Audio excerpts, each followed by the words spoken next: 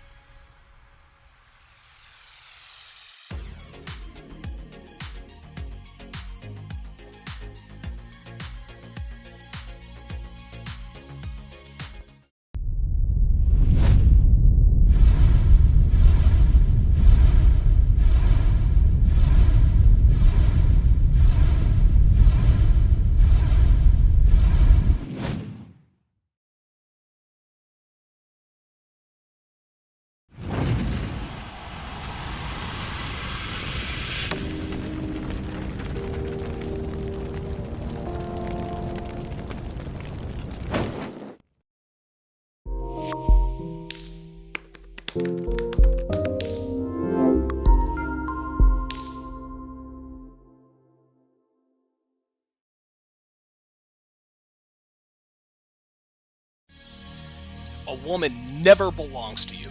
It's just your turn. You lost your edge, she lost attraction for you. That's how it works. What'd you think she was gonna do? Tell you she cheated? Men cannot afford to get complacent in relationships. Get your fat ass off the couch, start lifting weights, and learn game. You're welcome. And now your man, Donovan Sharpe.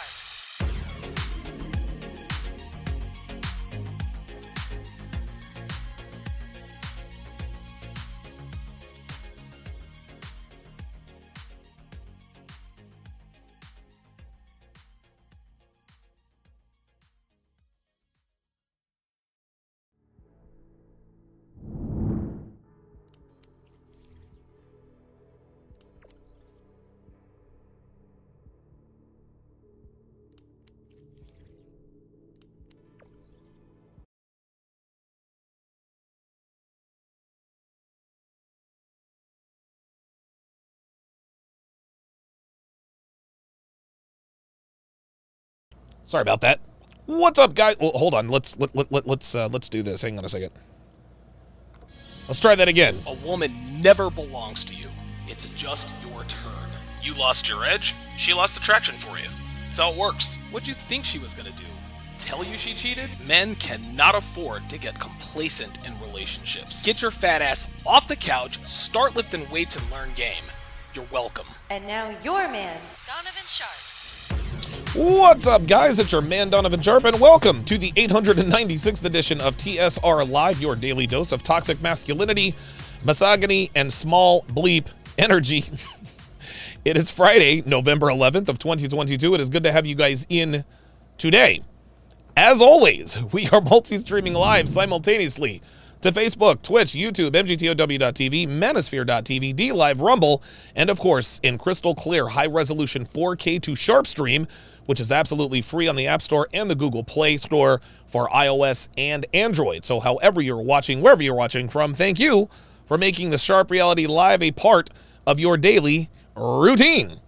Quick announcements before we get started. If you like the video, prove it and hit the like button. If you like my channel, prove that as well. And hit the subscribe button. If you have a strong opinion, whether you agree or not, drop me a comment and let me know what you think. And last but not least, share this video with anyone who pees standing up if you think they can use my content. If you're not getting notifications from YouTube when I go live, and let's keep it a stack, you're not. Pardon me. You need to download the Sharpe Stream app. You download the Sharpe Stream app and you will never miss another notification of when I go live on any platform. Again, like I said, the app is absolutely free. When you download the app, not only do you get notifications when I go live on any platform, you also get access to my premium live content absolutely free. My dating show breakdowns, my exclusive live streams, Red Pill Theater, where I do play-by-play breakdowns of movies from a red pill perspective, and everything else that is not safe for YouTube. Again, you can watch all of that for free exclusively on the app. However, if you want access to the replays of all of my live streams, as well as the absolute massive archive of my dating show play-by-play breakdowns, my movie play-by-play breakdowns, and over 30,000 hours of premium content not found anywhere, become a Sharpe Stream member and or a patron for less than 17 cents a day. As a Sharpe Stream member and or a patron, you also get access to the podcast versions of my live streams just like this one, which is all the content without any of the small talk, shilling, or me running my mouth about things you care nothing about, like my sponsors, my ebooks, or my bowling scores. To sign up, go to sharpestream.com or patreon.com/Donovan Sharpe. Let me ask you guys an honest question, especially for those of you guys. Make sure you subscribe, especially those of you who are watching for the very first time. Wouldn't it be nice to have a woman in your life who loved and respected and obeyed you? Here's another question. How cool would it be to have a woman who enthusiastically assisted you in your endeavors? One more question. How fucking awesome would it be to have a woman who eagerly and willingly gives you the kind of sex you really want? How much more awesome would it be if she actually looked the part? Now, of course, all of these things would be great, but we all know that finding a woman such as this is about as easy as nailing Jell-O to a tree. Fortunately for you guys, I have such a woman, but she didn't come ready-made. Nope, not a chance. I had to put in a lot of work into building her into the kind of woman I wanted and needed her to be. And 6 years later, our relationship is still awesome. She keeps the house clean. She washes my clothes. She irons my shirts. She cooks me awesome food. She is obedient, respectful, and submissive. And she does all of this while handling just about everything on the back end of my business. And between the sheets, she looks and acts like a porn star every single time we have sex. No exaggeration, guys. Let's get graphic. Let's get graphic. She wears whatever I want without hesitation.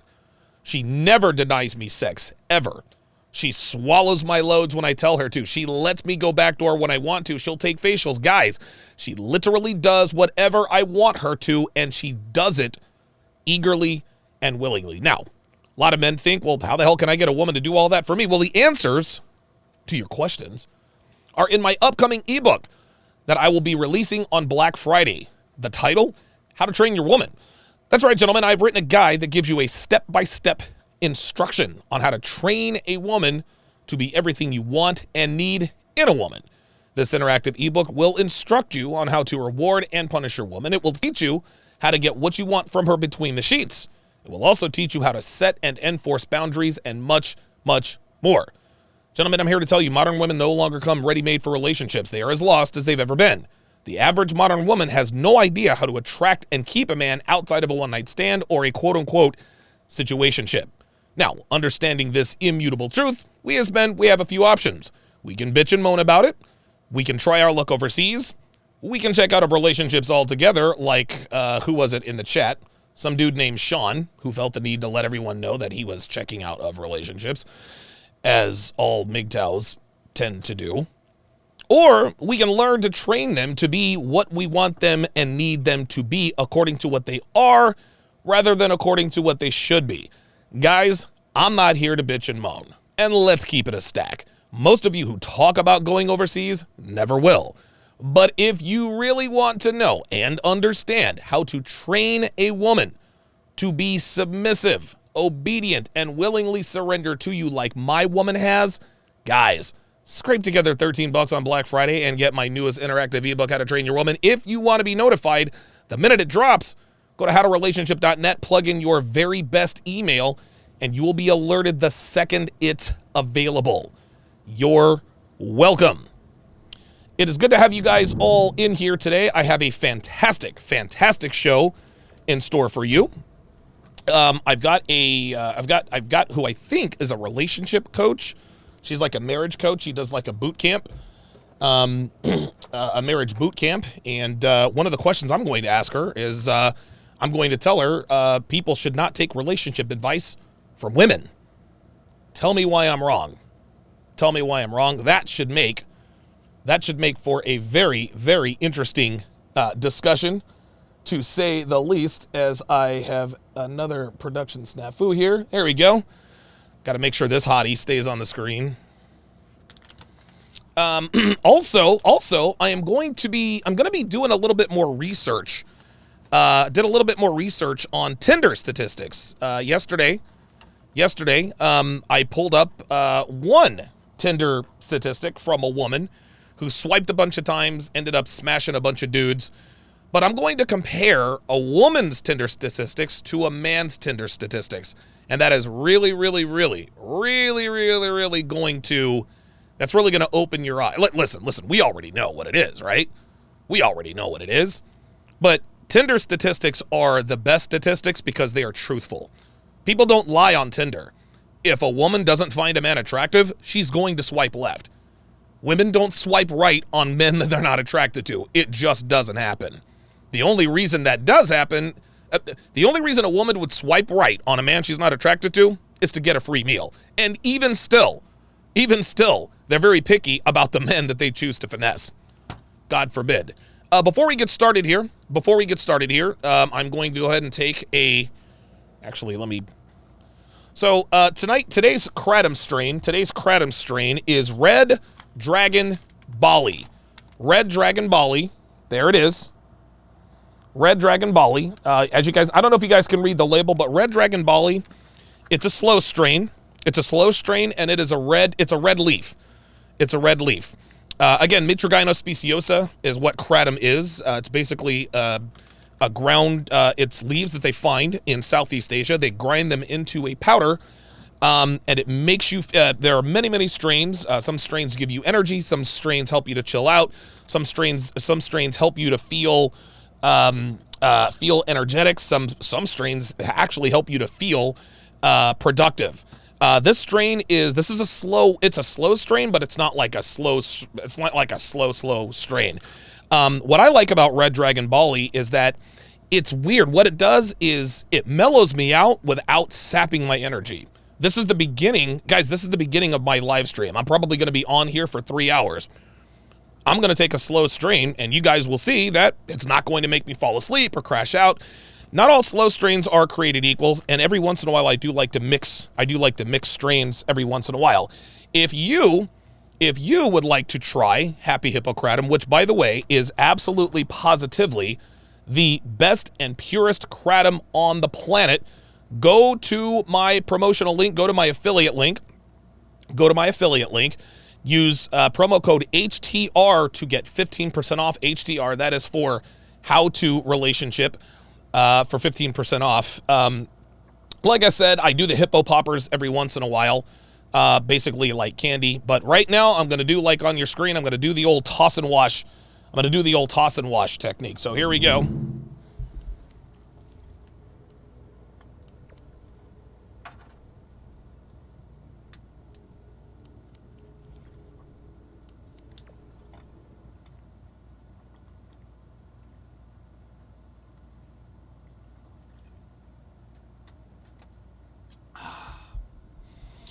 There we go. There we go.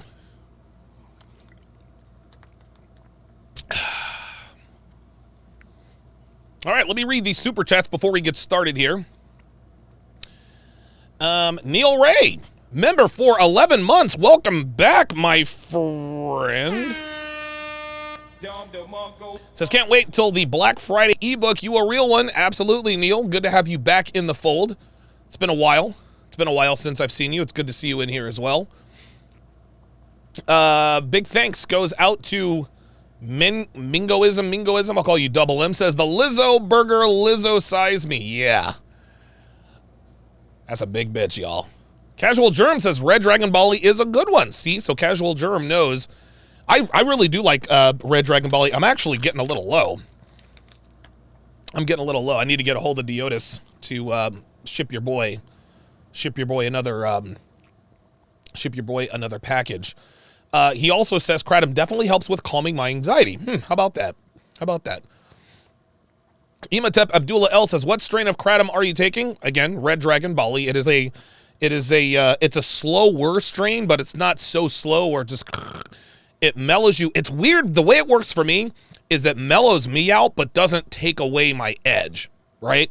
I actually could have used the Red Dragon Bali before I talked about Abin Preach the other day.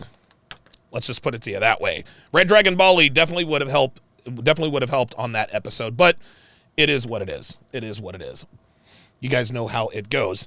20 minutes from now, I will be joined by a female marriage coach, and we are going to talk about and discuss why I'm wrong.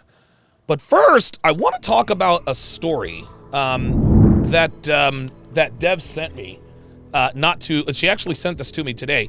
So, a former Playboy model takes a plea deal in the 187 of a 71-year-old psychiatrist. Now, I actually found a video. Detailing this. So let's all take a look and listen. This the video is entitled "Ex-Playboy and Maxim model Kelsey Turner enters plea in psychiatrist's 187." So let me blow this up here and let's see what happens. Maxim model Kelsey Turner enters a plea in the death of 71-year-old doctor. Fair use. Thomas Burchard. Turner entered an Elford plea, meaning she asserts her innocence in the charges against her, but accepts the case's evidence would likely lead to her conviction at a jury trial. Wait a minute. So you're proclaiming your innocence, but you're acknowledging that the evidence against you would likely convict you. That doesn't sound like a confession. That doesn't really sound like a plea. It just sounds like you're just trying to get out of it. Right? It sounds like, okay, I know the evidence suggests that I'm guilty, but I'm going to maintain my innocence. What? I've never even heard of this. Let's listen to that again. What is this called? Like the Eldridge knot or the Stableford, the modified Stableford scoring system in golf? I've never heard of this. Plea in the death of 71-year-old Dr. Thomas Burchard. Turner entered an Elford plea, meaning she asserts her innocence in the charges against her, but accepts the case's evidence would likely lead to her conviction. I ain't never heard of no Alford plea. I ain't never heard of no Alford plea, guys. I have never heard of an Alford plea. Well, the evidence will likely lead to my conviction, but I still maintain my innocence. Only a white girl would enter an Alford plea. Only a white girl. Leave it to an American white girl. Leave it to an American white girl to find some wrinkle in the law that allows her to acknowledge that the evidence would convict her while also telling everyone that she's innocent. So if the evidence is likely to convict you, how can you maintain your innocence? Right? That would be like me saying, look, I didn't steal that Lamborghini. I am not guilty of stealing the Lamborghini. Right? Even though I'm caught on camera breaking into the Lamborghini, my fingerprints are all over the Lamborghini, all over the outside and the inside. The Lamborghini is parked in my garage, right? The Lamborghini is at my house. You caught me on camera, but I'm going to enter an Alford. I'm going to maintain my innocence while also simultaneously acknowledging that the evidence is going to lead to my conviction. So basically, this is called taking fake accountability. I've never, ever, ever heard of this, ever. Have you? Yeah, Devin says, tell me you're guilty without saying you're guilty. Yeah, right. That sounds like that's what this is. I'm guilty, but I'm not going to say I'm guilty. What? At a jury trial. Back in 2019, Turner was arrested for Burchard's murder after his body was discovered stuffed in Of course they found it at Lake Mead. Jesus Christ. the trunk of an abandoned car near Lake Mead in Nevada. A Las Vegas Metropolitan Police Department investigation determined she and two others were involved in Burchard's death. Turner's co-defendant and former boyfriend, John Kennison, pleaded guilty to murder and conspiracy in the case. Okay, so he pled guilty to the 187 and also conspiracy to 187. So it sounds like he turned on old girl. He's like, look, man, I did it. We did it. We conspired. But then the girl is still going to say, no, I'm going to enter an Alford plea. Fuck out of here, man. Diana Pena also pleaded guilty to accessory to commit murder. So she pled guilty to accessory. Okay. Investigators say Turner knew Burchard for years and that the pair had a relationship. Las Vegas television stations report Burchard was paying for Turner's rent for nearly a year. When those payments stopped, he was a sugar daddy. He was a sugar daddy. That's what he was. He was a sugar daddy. He was a sugar daddy. He was paying her bills. She started fucking somebody else. And this is what he did. He found out that she was fucking somebody else and stopped the payments. Burchard was paying for Turner's rent for nearly a year. When that? those payments stopped, she was evicted in fall 2018. Ooh. Court records showed. Yep, that's what it was. He was her sugar daddy. They were in a relationship. He found out that she was fucking somebody else, stopped making payments, and she got kicked out. Oh boy. Turner entered the plea on Wednesday afternoon. She's set to be sentenced on January 10th, 2023. She now faces between 10 and 25 years behind bars. For the latest developments in this story and all things true crime, stay with Long Crime Network. Guys, I have never heard of an Alford. What is this? An Alford plea. Like who came up with this Alford plea? Was it Batman's homeboy? That is unbelievable. Let's read some of these. Let's read some of these details here. Let's read some of these details here. Burchard was found bludgeoned to death in the trunk of Turner's Mercedes-Benz after traveling to Las Vegas to tell her that he would no longer pay for her lifestyle, police said.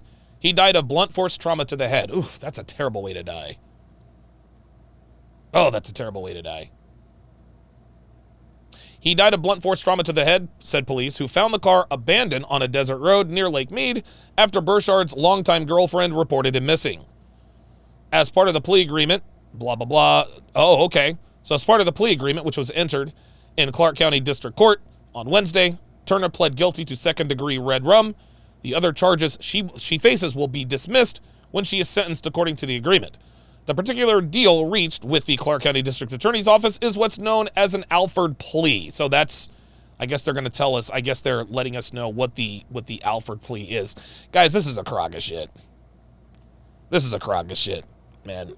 This is, dude, this is a white girl plea. This is the pretty white girl plea. Guys, this woman is going, and she faces 10 to 25 years in prison. She faces 10 to 25 years in prison. I'm willing to bet dollars to donuts she gets the minimum. I'm willing to bet dollars to donuts she gets the minimum. Guys, this is why pretty white girls are the biggest threat to men in America.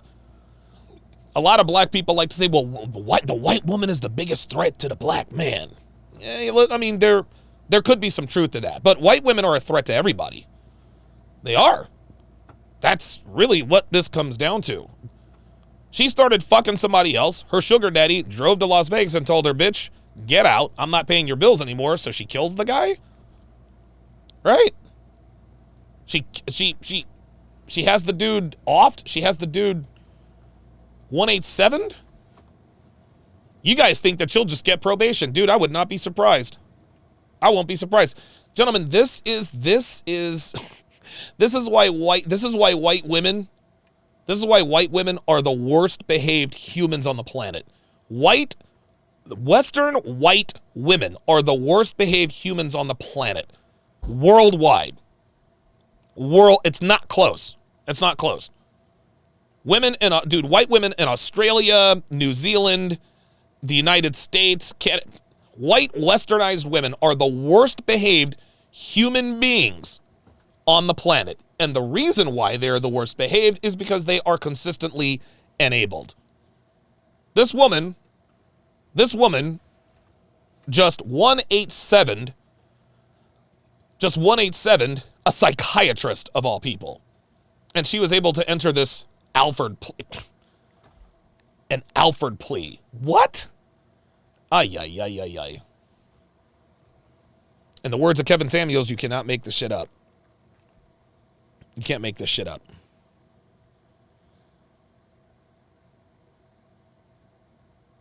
All right. So we are 10 minutes out. We are now 10 minutes out from Tell Me Why I'm Wrong. Again, you're watching the 896th edition of TSR Live. You know, it's interesting.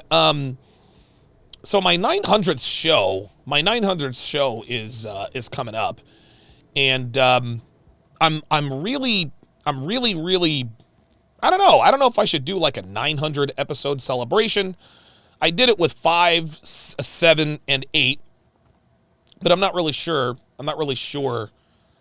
If I should do an episode 900. Very good. Very good. Devin says, so he left his girlfriend to tell his side piece that he was done paying her bills? Yeah. He had a girlfriend, and old girl was a side piece.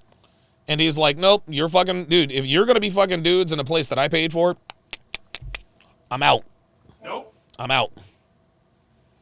I'm not dealing with that any longer. Lorenzo Rock said kryptonite. Yeah, they say white women is black man's kryptonite. I don't know. I don't get all into that. The reason why the black community always talk about white girls like this is because white girls are taking all the best black men. That's why. I mean, listen, white girls are the worst behaved. That's very, very true. Let's not cast any false aspersions. They really are the worst behaved in society. In relationships, that distinction goes to the sister. That distinction goes to the sister. Yeah, Johnny Green says, let's wait till 1,000. Yeah, I think I'm going to wait till 1,000. Brisk Clown, welcome to Chat Privileges. At Brisk Clown to welcome him to the TSR family. Brisk Clown, if you would, put in your age and location. Put your age and location in the chat. We are 8 minutes away from Tell Me Why I'm Wrong, but in the meantime, we're going to take a look. We're going to take a look at some of these Tinder statistics. This is actually quite fascinating. I have quite a few of these, to be perfectly honest with you. So this first one comes from r/Tinder data. And so this is well, actually, that's not the first one. Hold on. There it is. There it is. I want to compare this directly. So this guy said, male 28, I think I'm doing this wrong. Says, I think I'm doing this wrong, right? So I wanted to compare women's Tinder to men's Tinder. So this is a 28-year-old male. He's been on Tinder for 2 years and 247 days. Oh boy, I'm gonna have to break out the calculator here. Let me see if I can find an on-screen calculator. Give me a second, guys. I think I'm gonna see if I can use an on-screen calculator, because I think what we really need to, the devil is in the details, as they all say. And we see a bunch of numbers, but the details are in the specifics. The details are in the specifics and the percentages. Calculator. There it is. Calculator. Perfect. Let me open that. I don't think I've ever opened the calculator on this. Okay, here we go. Now, can I use numbers with this bad boy? Oh, perfect. Oh, excellent. Excellent. Clear. Oh, awesome. All right, so I'm gonna bring the calculator. I'm gonna bring the calculator up here so that we can. Oops, well, I've got to make sure that stays on top here. Perfect. So the guy, 28 years old, says, I think I'm doing this wrong. 28 years old, 2 years, 247 days. So 2 years, all right, so 2 times 365, that's 730 plus 247 days. So this is 977 days. 977 days. So in 977 days, he swiped 18,289 times. Now, this guy is a little atypical, because here's the thing. He only swiped right 128 times. So let's clear this out. So 128 times, let's divide that by 18,289. He's only swiping right on, wow, he's swiping right on, that couldn't be right. I think I fucked that math up. Hang on a second. 128 divided by 18,289. Yeah, he's swiping 1/6 of a percentage in the of all the Tinder matches, which is that's a little atypical. So I can only really deduce that this guy is probably a guy that's probably a little bit more attractive than most men, because there are a few that I'm going to talk about on here where guys are swiping right almost all the time. So let's just take it down from there. So 128 right swipes. He got 11 matches. So 11 divided by 128. So 8% of the women he swiped right on also swiped right on him. Which means what class? Which means 92% of the women he swiped right on rejected him. This guy got rejected by 92% of women. Only 8% of women even gave him some play. let's move a little further down. Let's move a little further down. We're going to do our own version of Book of Numbers here. Shout out to Aaron Clary. So, of the 11 matches he got, he got 4 chats. He got 4 chats. So 7 of the girls were like, all right, I swipe right, but I'm no longer interested. The guy that I'm fucking is now acting right. So 4 divided by 11. So 36%. So basically 1 out of 3, just a shade over 1 out of the 3 women he matched with actually chatted with him. So 11 girls swiped right on him, but then 7 of them just decided to drop out for whatever reason. Of the 4 women he got to chat with, he got 1 date. We don't have to do any math there. That's 25%. Now, the good thing is that he went 1 for 1. He went 1 for 1. He got 1 date, 1 lay. So shout out to him. Shout out to him. But here's where the rubber really meets the road. Here's where the rubber really meets the road. Here's the first percentage. 128 right swipes, 11 matches. Of the 128 women that he found sexually attractive, he only got 1 date. He got 1 date. 1 out of 128 women he swiped right on got 1 date. That is incredible. Then, let's take it even further. 18,289 times. This dude, on a dating app, in 977 days, went out on 1 date and got laid 1 time off Tinder. Now let's go and see. Let's check out the 22-year-old female. Now, she's been on Tinder. She's been on Tinder for 4 years and 35 days. So let's break out the calculator here.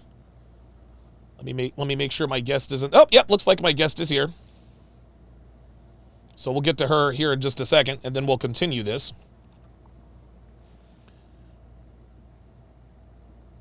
So 4 years and 35 days.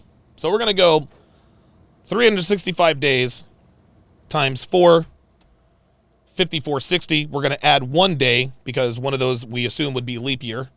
Then we're going to add another 35 days. Oh, Jesus. All right. Well, whatever. So she swiped 11,000 times. She swiped 11,000 times, but that's not really the number. She swiped right 1,432 times. 1,432 times. Of the 1,432 men she swiped right on, 724 swiped right on her. So 724, let's divide that by 1,432. That is 50%.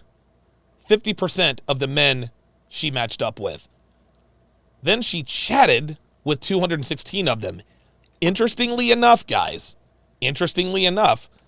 there is nothing else in here. There's nothing else in here. She didn't, you notice what is noticeably missing from these statistics is how many dates she got and how many times she had sex. But when you scroll down a little bit, the guy said, what was the result? What was the resulting body count from the 200-day killing spree? She said 8. Ha ha. Stop the cap. I seriously doubt that.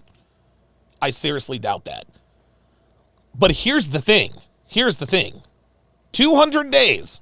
She had sex with 8 different dudes in 200 days. 200 days divided by 8. This chick is getting laid once a month. Once a month. And guys, that's probably a conservative number. Also, keep in mind that she doesn't have to be on Tinder to get dick. So let's just say she's been on Tinder for 4 years and 35 days. 4 times 12, because 1 new dick a month, that is 48 dudes. 48 dudes. And keep in mind, this woman has been on Tinder since she's 18 years old.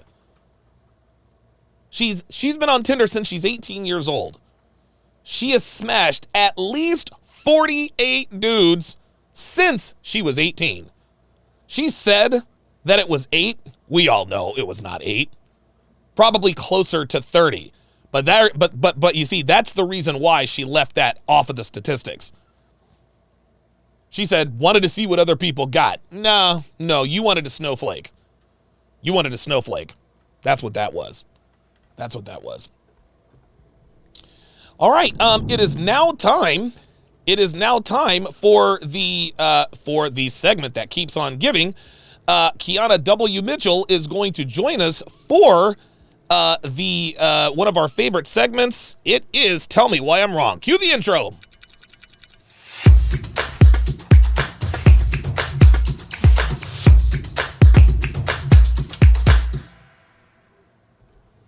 All right, and joining me is Kiana W. Mitchell.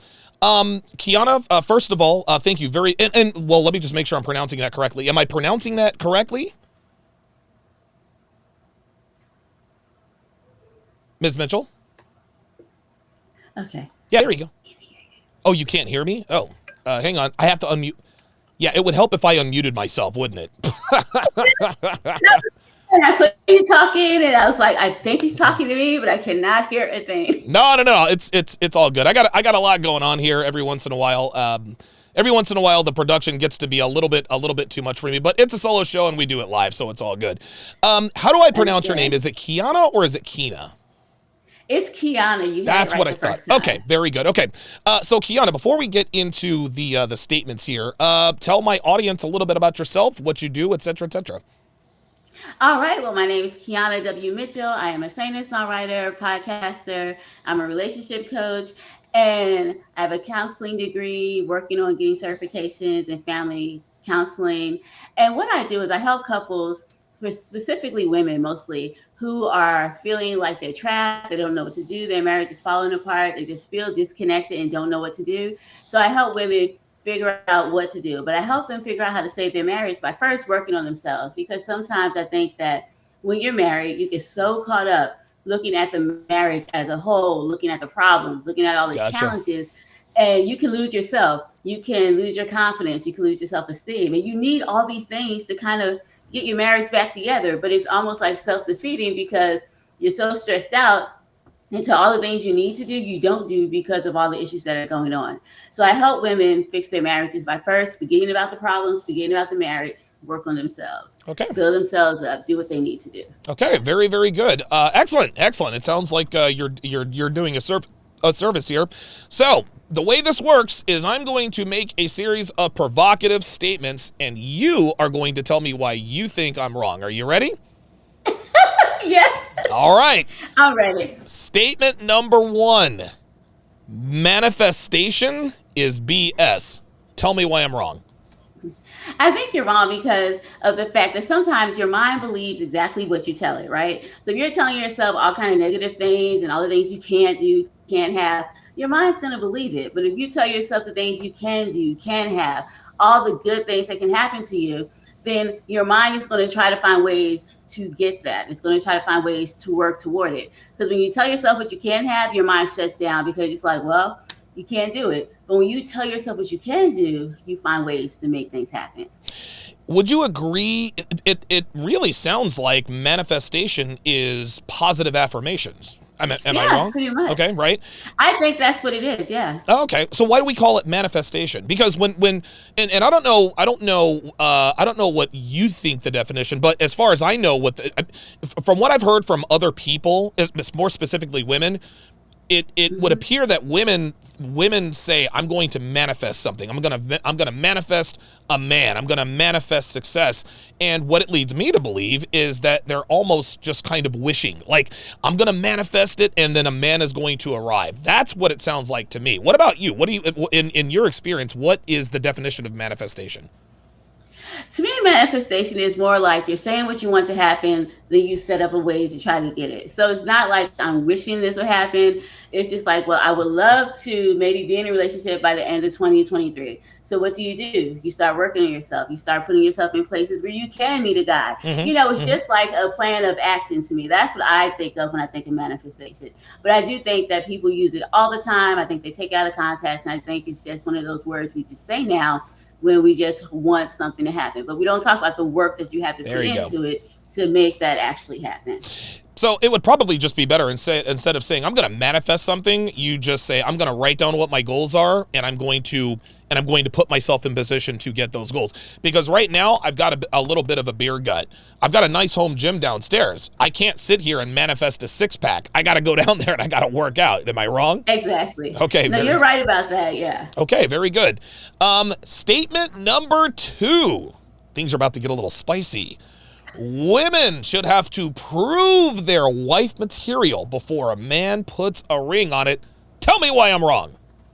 You're wrong, because if that was the case, guys would have to prove that they're worthy to be husbands. Like, you don't know because you've never been in that situation the majority of the time. Even if you've been married once or twice before, each relationship is different. So trying to prove to someone that you're worthy of it is not the way to go. And that would not be a good indication for your marriage, because you're going to spend your whole marriage trying to prove you're worthy of love.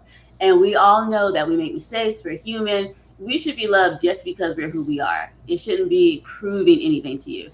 Now, I do think that when it comes to certain aspects, you do need to make sure your ducks are in a row and that you can provide and do all those things. But I think it goes on both sides. And when I hear the whole proving about wife material, it almost seems like people are thinking about gender roles and what you have to do. And I just think marriage and relationships have to be a compromise. What works in one relationship don't work for the other one. So just a compromise working together. But I don't think either side should have to prove that they're worthy to be loved. Let me ask you this. And I don't know if you're, I'm assuming you're married because you are a marriage counselor. When you met your husband, what was attractive? And you don't have to get personal, but what were the first things that attracted you to him, other than the way he looked? Here's a better question. Why did you marry your husband? Well, I married him because he was funny. He made me feel loved. He made me feel safe. At the time, he was a single dad. And to me, that was a quality that I really liked, because when I was younger, my dad left. Okay. So when I was looking for someone, I didn't want someone who, had 50,000 kids and wasn't taking care of them. He was actually taking care of them. The baby mamas. So right. I didn't want any of that. So those were the qualities that I was looking for, and those were the qualities that attracted me to him. Okay. And my guess is that your husband probably makes a pretty good living. Am I wrong? No, he makes a pretty good living, but that wasn't the thing that was at first, though. Sure. It's something you have to work towards. So that's why I think that sometimes if you're looking for someone maybe who's financially stable, then you should look somewhere else. It just depends on what you're looking for. But I do think it's okay for women to work together with the husband, or husband work together with the wife, have goals where you want to be in X amount of years and work towards that. So you're telling me that money shouldn't matter to women in relationships? I don't think it should be everything. We all need money to live. I mean, with that, we need money to live. So that matters. But I don't How think much that does we it should matter? judge to me, I just think it matters to pay your bills, have money left over, do what you want to do, whatever your financial goals are, be able to meet those. But I don't think that's always the case where that should be the first thing, because there are a lot of guys who make tons of money, but they wouldn't be compatible partners for you or good partners. So I think it should be more about the values you guys have, the morals, all of those things that you can build upon. And I think with the money, you guys can work on that. As far as morals and values and all that good stuff, listen, I disagree. I think there's no romance without finance. I'm never going to be the guy. See, I encourage women to gold dig, okay? And if I did, I would not want my daughter to marry someone who is broke. But daddy, he's funny and he's entertaining and he's this and he's that, and we have the same goals and morals. Okay, but if he can't take care of you financially, then you guys don't have a marriage. And this is the thing. I think a lot of people, women in particular, and I think this is a good trait for women to have, at least in the short term. Women would love to think that they love unconditionally. Women would love to think that they love a man for who he is rather than for what he is. I think women love opportunistically, which is a good thing. But a woman loves a man for what he is first, and then she falls in love with who he is later. Because here's the thing. Let's say you met your husband. Let's say you met a guy who had 5 baby mamas. He was broke. He's living at his mom's place. Would you want to date that guy? Well, there are a lot of red flags about that. No, I would not. First, he got too many baby mamas for me. And then the whole other thing is he's living at his mom's. Now, I'm not saying that a person has to be like broke like that. I'm just saying. But it does matter. Working. Right. But it does matter. You got a point. It does matter to that extent. But what I'm saying, like for me, I don't think it should be the only thing you look at. I think you should look at some other things. Absolutely. Because I think in hindsight, if the money's gone and that's all you went for, then you guys have nothing. But I think it should be something where you guys have some goals, place you want to be financially, because that is important, and you work toward those goals and work toward those places. That other example just won't work. I don't think money should be the only thing a woman looks at a guy for, but it should be the first thing. And it should be. Look. I am never going to. And I don't know why men have such a problem. It's funny. You hear this all the time. Men have such a problem. She only dates rich guys. The only reason, she's looking for a guy who makes a lot of money.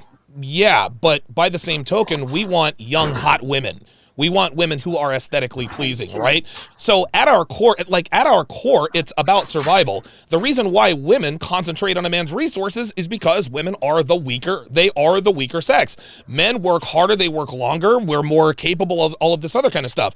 That doesn't mean that men are better or worse than women. It just means that we're better at making money, and women know and understand this. Now, it could be nuanced because women now make money. Wow, we got a lot of women out earning men at this point in time. But it makes positively no sense for a woman to get with a man who cannot take care of her financially any more than a man should get with a woman that he is not sexually attracted to. Do you agree or disagree?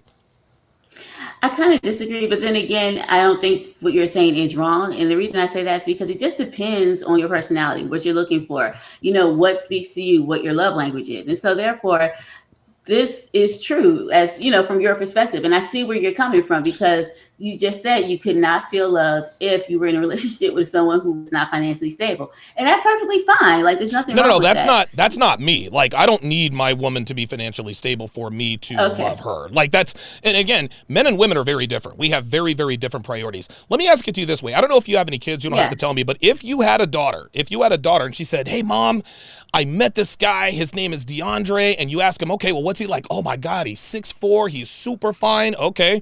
Does he have any children?" "No, he's got no baby mamas, blah, blah, blah, blah, blah." "Well, how old is DeAndre?" "Well, DeAndre is 33. "Does he live with his mom?" "Does he?" No. He's got his own place." "Okay, well, what does he do for a living?" "He works at McDonald's." "Oh, okay. But you love him?" "Well, I don't know. I think I love him. I mean, we have the same morals and ethics and everything is there, but he works at McDonald's. And I really want to marry him because my biological clock is ticking." What would you advise her to do with DeAndre? Well, first, I would just question, why is he still working at McDonald's? Is he in a management position? Like, is he moving up in the company? Hold on. Wait, let me specify. DeAndre is in charge of the fries. let's just go. Okay. Yeah. Once I found that one out, you said, and I'd be like, well, maybe you may want to try to see if talk to someone else who may have more goals. There you go. Who are working towards something. So you understand it. And listen, I understand what you're saying. Money isn't everything, but it's the first. Money shouldn't be everything for a woman, but it's got to be the first thing. I wouldn't want and I've got 2 sisters. I wouldn't want my sisters to marry a guy who works at Burger King. I mean, I like Whoppers. Maybe I could slide by and get a hookup on a couple of Whoppers. But other than that, if you can't take care of my sister, I'm letting my sisters know, yo, check this out. You need to stay away from DeAndre. I know he's super fine, and I know you know what that dick do, but that's not gonna pay the bills, baby girl. That's just all there is to it. No, you have a point with that. Okay, but I do still want to say, we could agree to disagree, but I am seeing your point more, and I do see where you're coming from. But I'm sorry, I still think that with the values, because a lot of times when it comes to values and morals and stuff, you guys are on the same page. It's very how can I put it? It's very rare for someone who may have higher goals and aspirations to have the same morals as someone who does not have higher goals and aspirations, because they're just on two different playing fields. So I get what you're talking about, though. But, you know, that's just kind of how let me ask you this. That's actually a very good point. Let me ask you this. Which do you think is the better option as far as a man on the dating market? DeAndre, okay? DeAndre, he's super fine, 6 feet tall.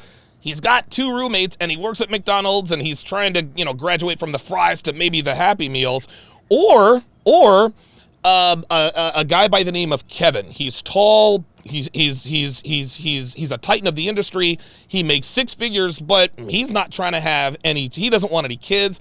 He's not really super religious. He's like, look, I'm getting on my grind. I'll take care of you, but I don't want no kids, and I'm not going to church. Which do you think is the better option for a woman, DeAndre or Kevin? Depends on what they're looking for, to be honest. Like, it honestly depends. Would you agree? No, I hear you. But would you agree that most women prioritize security over morals or goals? I don't know. I talk to a lot of women, and that's really not the first thing on their priority list. I mean, a lot of women might be turned off because he didn't want kids, even though he can provide or whatever. Mm-hmm. So there are a lot of things I think that are wrong with both individuals. And if you had to, no, you're right. Well, listen, you have to pick one. Which is the better option? Is it DeAndre, who wants 5 kids but is dropping fries at McDonald's, or Kevin, who doesn't want any kids but he can take care of your little girl for the rest of his life? Which one? Your daughter's like, Mom, I got to pick one of them. It's either going to be Kevin or it's going to be DeAndre. Which one do you get her to choose? Can I tell her not to pick anybody? Do you wait for somebody? Hold on, wait, real quick. I think this needs to be said. Do you really like McDonald's fries? Is that what this is about? Because if that's what this is about, I ain't mad at you. Because look, if I like McDonald's fries, I'm like, yo, go ahead and go with DeAndre. Tell him I'm trying to slide through for a large fry and a Happy Meal. Real talk. No, here's the thing. It's like, I know my kids, right? Sure. They would probably want the kids, and they would probably want something else. So I wouldn't advise them with a Happy Meal guy, because that's not a good match. But then it's not a good match to marry someone else who doesn't want the same kind of lifestyle that you want. Absolutely. So that's why I was guaranteed. I would ask, how about you just wait for somebody else? Maybe there's someone else, and I know there is, who might be financially stable, who might want the kids, there you go, and want the things that you want. So she won't be happy with either one. You're right. No, listen. You're right, and that just goes to show that security is the priority. And I just don't understand why women, not you in particular, but so many women. No, I know you're just talking in general. Yeah, like so many women are. There's so many women who are afraid to say, hey, you know what? I'm looking for a rich guy, or I want a guy who makes, 1, 2, 300K, because they're afraid that people are going to call them gold. No, be a gold digger. Like, dude, even when I used to be broke as a joke. I'm clearly not that anymore, but I never blamed women for going after guys of financial means. That's what you're supposed to do. Just like we as men, we are supposed to be attracted to attractive women. I don't want, you know what I mean? Like the broke guy who complains that he doesn't get dates because he lives at his mama's place and he's flipping burgers at McDonald's. That's like the same, that's the same thing as the girl who's 300 pounds bitching and moaning about the fact that the guy she likes is not a chubby chaser. It's literally the same thing. And I think we just have to be honest with ourselves. No, security is not finances is not the only thing, but it's got to be number one. Because at the end of the day, you can love each other, you can have the same morals and character, but if you got 5 kids and DeAndre is still working at McDonald's, what's the number one reason for divorce, Kiana? Well, it is what? Between cheating and finances. It is 70%. 70% of divorces are 70% of divorces are because of money. 80% of divorces are filed by women. That's just how it is. That's how it is. Statistics don't lie. But now here's the thing. There exceptions do exist. I'm sure that there is a girl out there somewhere who's married to a DeAndre. Like, okay, he doesn't make the money that I would. We struggle. We live from check to check. We have a loving family. He's a great father. He's thinking about construction, but we need to be realistic and say, listen, women need, especially if you're a good woman, if you keep yourself attractive, if you're fit, feminine, and friendly, shout out to the late, great Kevin Samuels, then yeah, maybe at that point, okay, maybe you can make some exceptions. But the bottom line is that most women are looking for security first, while most men are looking at a woman's attractiveness level first. I think we can agree on that. Yes, we can definitely agree Okay, on that. very, very good. Let me ask you one more let me ask you another follow-up question about women should have to prove their wife material before they put a ring on it. You've heard the statement. You've heard women say, well, I'm not going to give him wife privileges on a girlfriend's salary. You've heard that, right? I have heard that, And yes. and here's the thing. It makes sense. But let me ask you this. Would you agree that if I wanted to play Mufasa for The Lion King, would you agree that I would have to audition for the role? I mean, if you want to be an actor, but I don't think you should have to audition for that particular role. Well, okay, let's say I wanted to play Black Maverick in the next Top Gun. I say, well, listen, y'all, look, check this out. I'm trying to be the Black Maverick in Top Gun, but look, I'm not giving you guys Black Maverick privileges on Donovan Sharpe's salary. Y'all need to come with it first. No, they're going to make me audition for the role. And the reason why is they're not going to pay me unless they know I can do the job. This is what women need to understand, is that a man of value is not going to put a ring on it unless he knows you can do the job. I think women are cutting themselves off when they say, well, I'm not going to do wife duties if I don't have a ring. Well, sweetheart, you're not going to get the ring because men, we control access to relationships. A man has to see that you can be a wife before he puts a ring on it. Well, I kind of disagree with that Okay. because I think, like I said, I think it goes both ways. Because first, I don't think that you should have to prove yourself like that if that's not what you're willing and ready to do. And I think if that is the case, and the guy's like, well, that's not the type of relationship I want to be in, then by all means, move on to someone who's willing to do that. But I do think that when it comes to trying to prove and everything, I just think it causes too much trouble, because then all it does is, after you quote unquote prove that you're wife material, then for the rest of your life, it's like it's like a job description. You gotta do this, gotta do that. Prove this, prove that. Whoa, wait a minute. Wait, hold on, Kiana. So you're telling me after I prove I can get the job, to be expected to do the job that I qualified for is somehow bad? Like you prove. So here's the thing. Well, hold on now. You prove. I think we're looking at it two different ways, because I don't think. Oh no! Like you're telling me, like you got to prove that. Well, here's the thing. You said, look.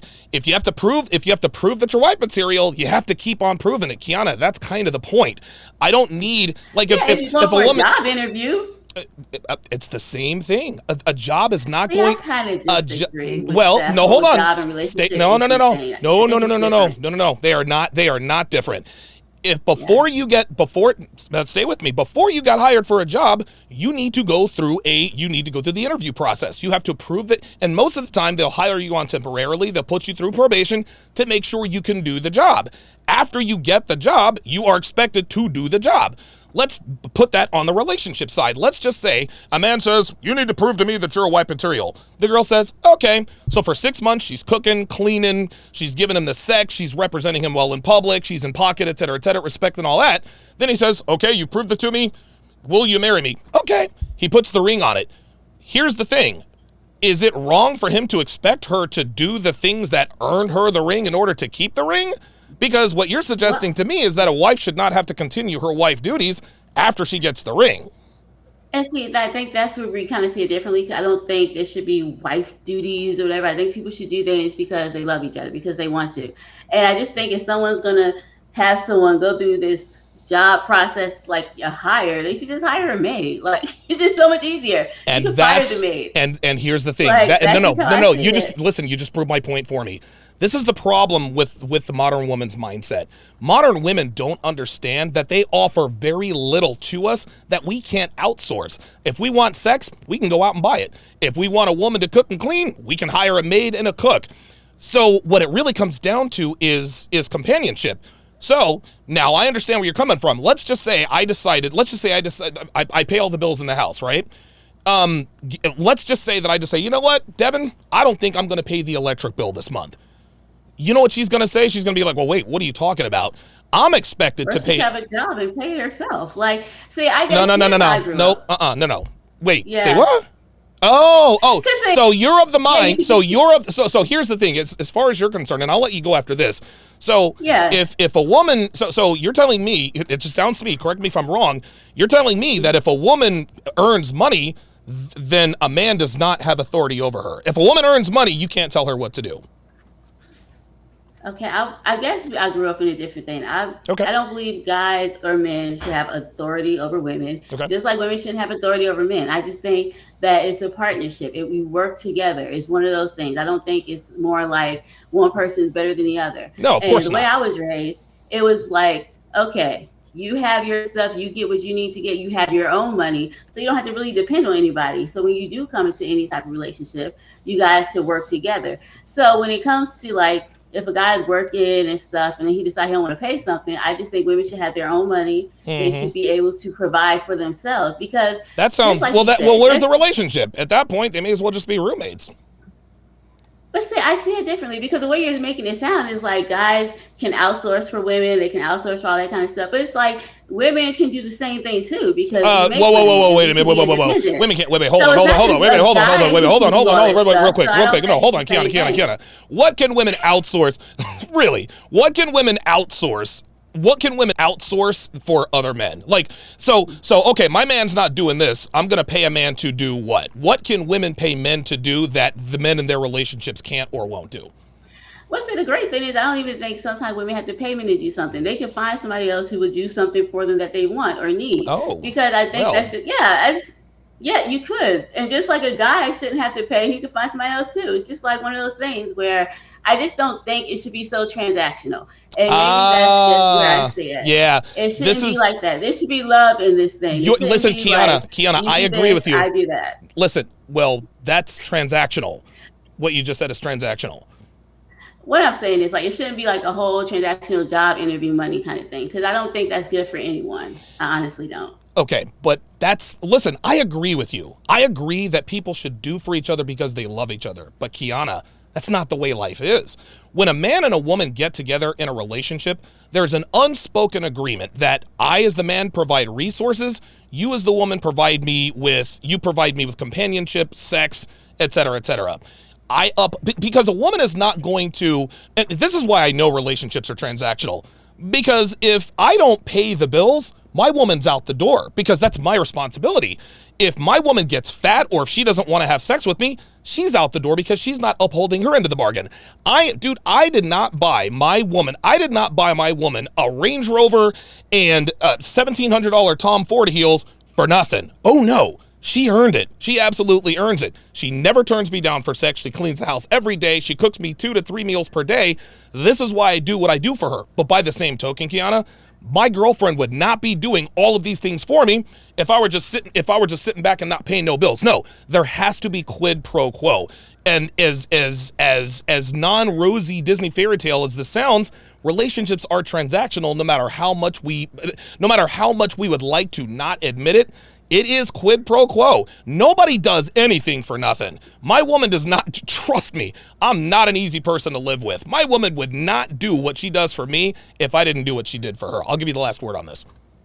Okay, well, I'm just going to agree to disagree. I can see your point, but then I still stand by what I'm saying. Okay.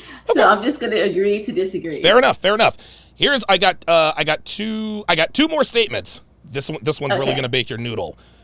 Unconditional love does not exist. Tell me why I'm wrong.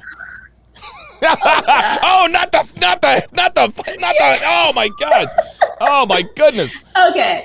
So I do think that unconditional love does exist. Okay. It really does. I think it can exist in relationships. I think it can exist when it comes to your kids. I do think this is something that can exist. Hold on. Let me be more specific. Unconditional love between a man and a woman that are not related does not exist. Of course, you love your children unconditionally. I think that goes without saying. So yeah, let me clarify. Yeah, go ahead. Okay. I do think it can exist, and I do think that it's possible. I do think you have to work to get there, though. I don't think it starts off that way. But I think that the longer people are married, the longer they're together, that's when you can see it more. But I think it's a process, and it's something that you have to work on. Let me ask you this. So you're saying it does exist, or that you want it to exist? I think it does exist. Okay, so let me ask you this. If unconditional love really existed, let's say your husband cheated on you, would you still love him after that? There's a lot of women who do still love their husbands after that and still work on the marriage. I mean, think about it. There are people who have been married for like 50, 60 years, right? Mm-hmm. There is no way they would have stayed married if they did not develop or have unconditional love. because in those 50, 60 years, I'm sure each party did something that could break trust. But I'm asking you. Feelings. No, you're right. But I'm asking you. Let's say in the next, and I'm not saying that he would ever do this. This is just hypothetical. No, I know I'm what not trying to you're disrespect. saying. Yeah. But let's just say that your husband, over the next 5 weeks, you found out that he had 5 different affairs. Now, would you love him after that? Because that's unconditional love. Well, I think it would be a process. It's not something I can say in that moment. I might feel, but who's to say that after, and once you decide whether you want to stay or leave, you can rebuild and have that love still. Okay, this is why I know unconditional love doesn't exist. Because if a man puts his hands on a woman, she no longer loves him, right? You ask a woman, listen, here's the deal. You ask a woman, hey, and I don't want to ask you because I don't want to disrespect you, but if you ask a woman, hey, if your husband put hands on you, would you still love him?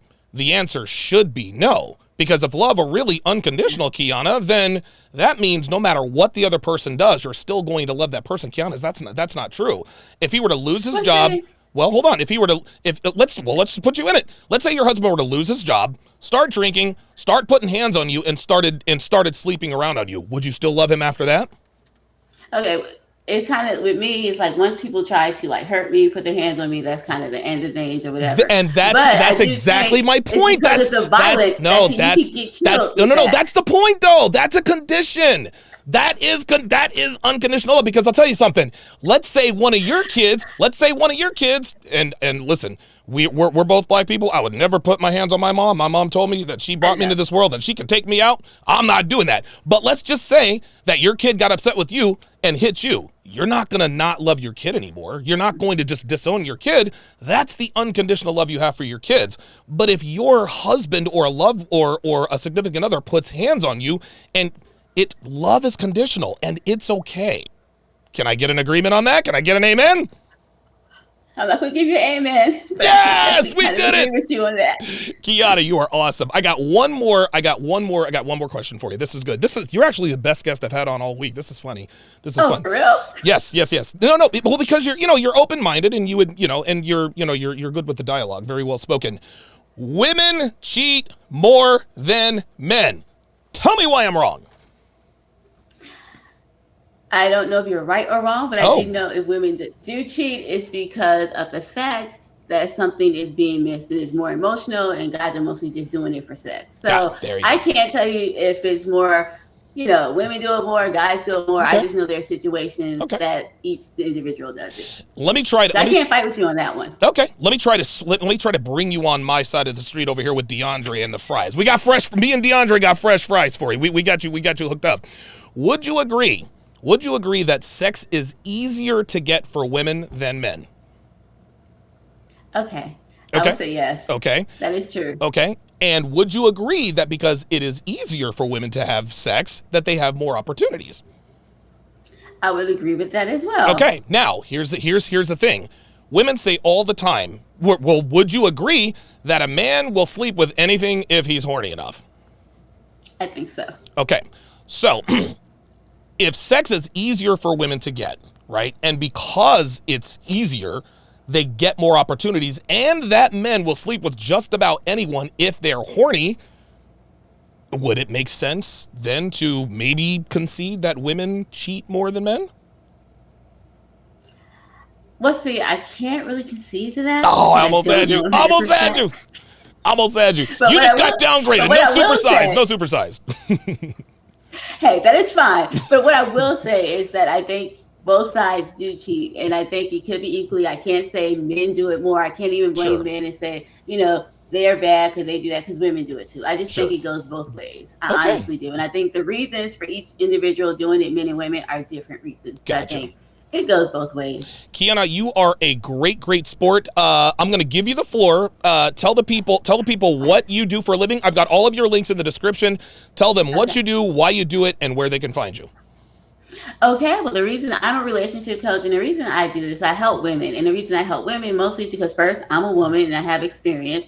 And I feel that sometimes when it does come to women, we feel things more. So when you're trying to work on a relationship and you're trying to make things better, it gets overwhelming. It can affect your self-esteem. It can just make it difficult for women. And so I want to help them first rebuild who they are, get themselves together emotionally so that they can work on their marriage and be what they need to be and be prepared to make decisions, whether to stay, go, work on it. Whatever you do, you have to be emotionally stable. Perfect. So that is what I do. Excellent. Kiana W. Mitchell, everyone. Great sport, great guest. Check out our websites. Kiana, thank you very much for making time for us today. We appreciate it. You're welcome. Thanks for having me. Absolutely. Kiana Mitchell, everybody. Listen, man, what it really comes down to is I think I swayed her to my side of the street. I think she understood. I think she understood what was understood what the deal was. It's funny, you can always tell that they agree with you when they smile. When they smile, that's when you got them. I like Kiana. Kiana's very, very cool. Okay, let's get back to breaking down the Tinder. Let's get our calculator out here. After this, we're going to break down a police video when white knighting goes wrong. Oops. Oh boy. Sorry. No. Hang on a second. Come on now. There we go.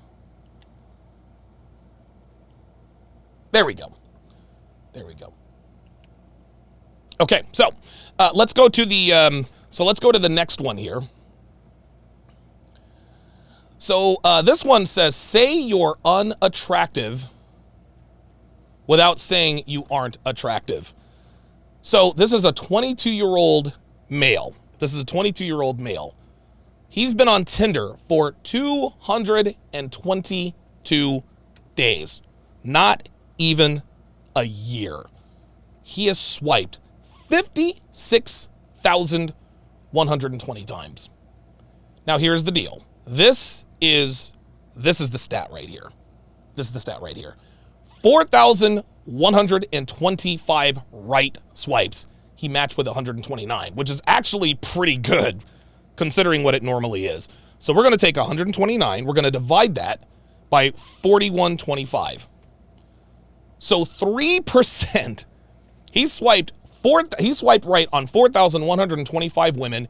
3% of the women he swiped right on also swiped right on him. Got 129 matches. Okay, he can work with that.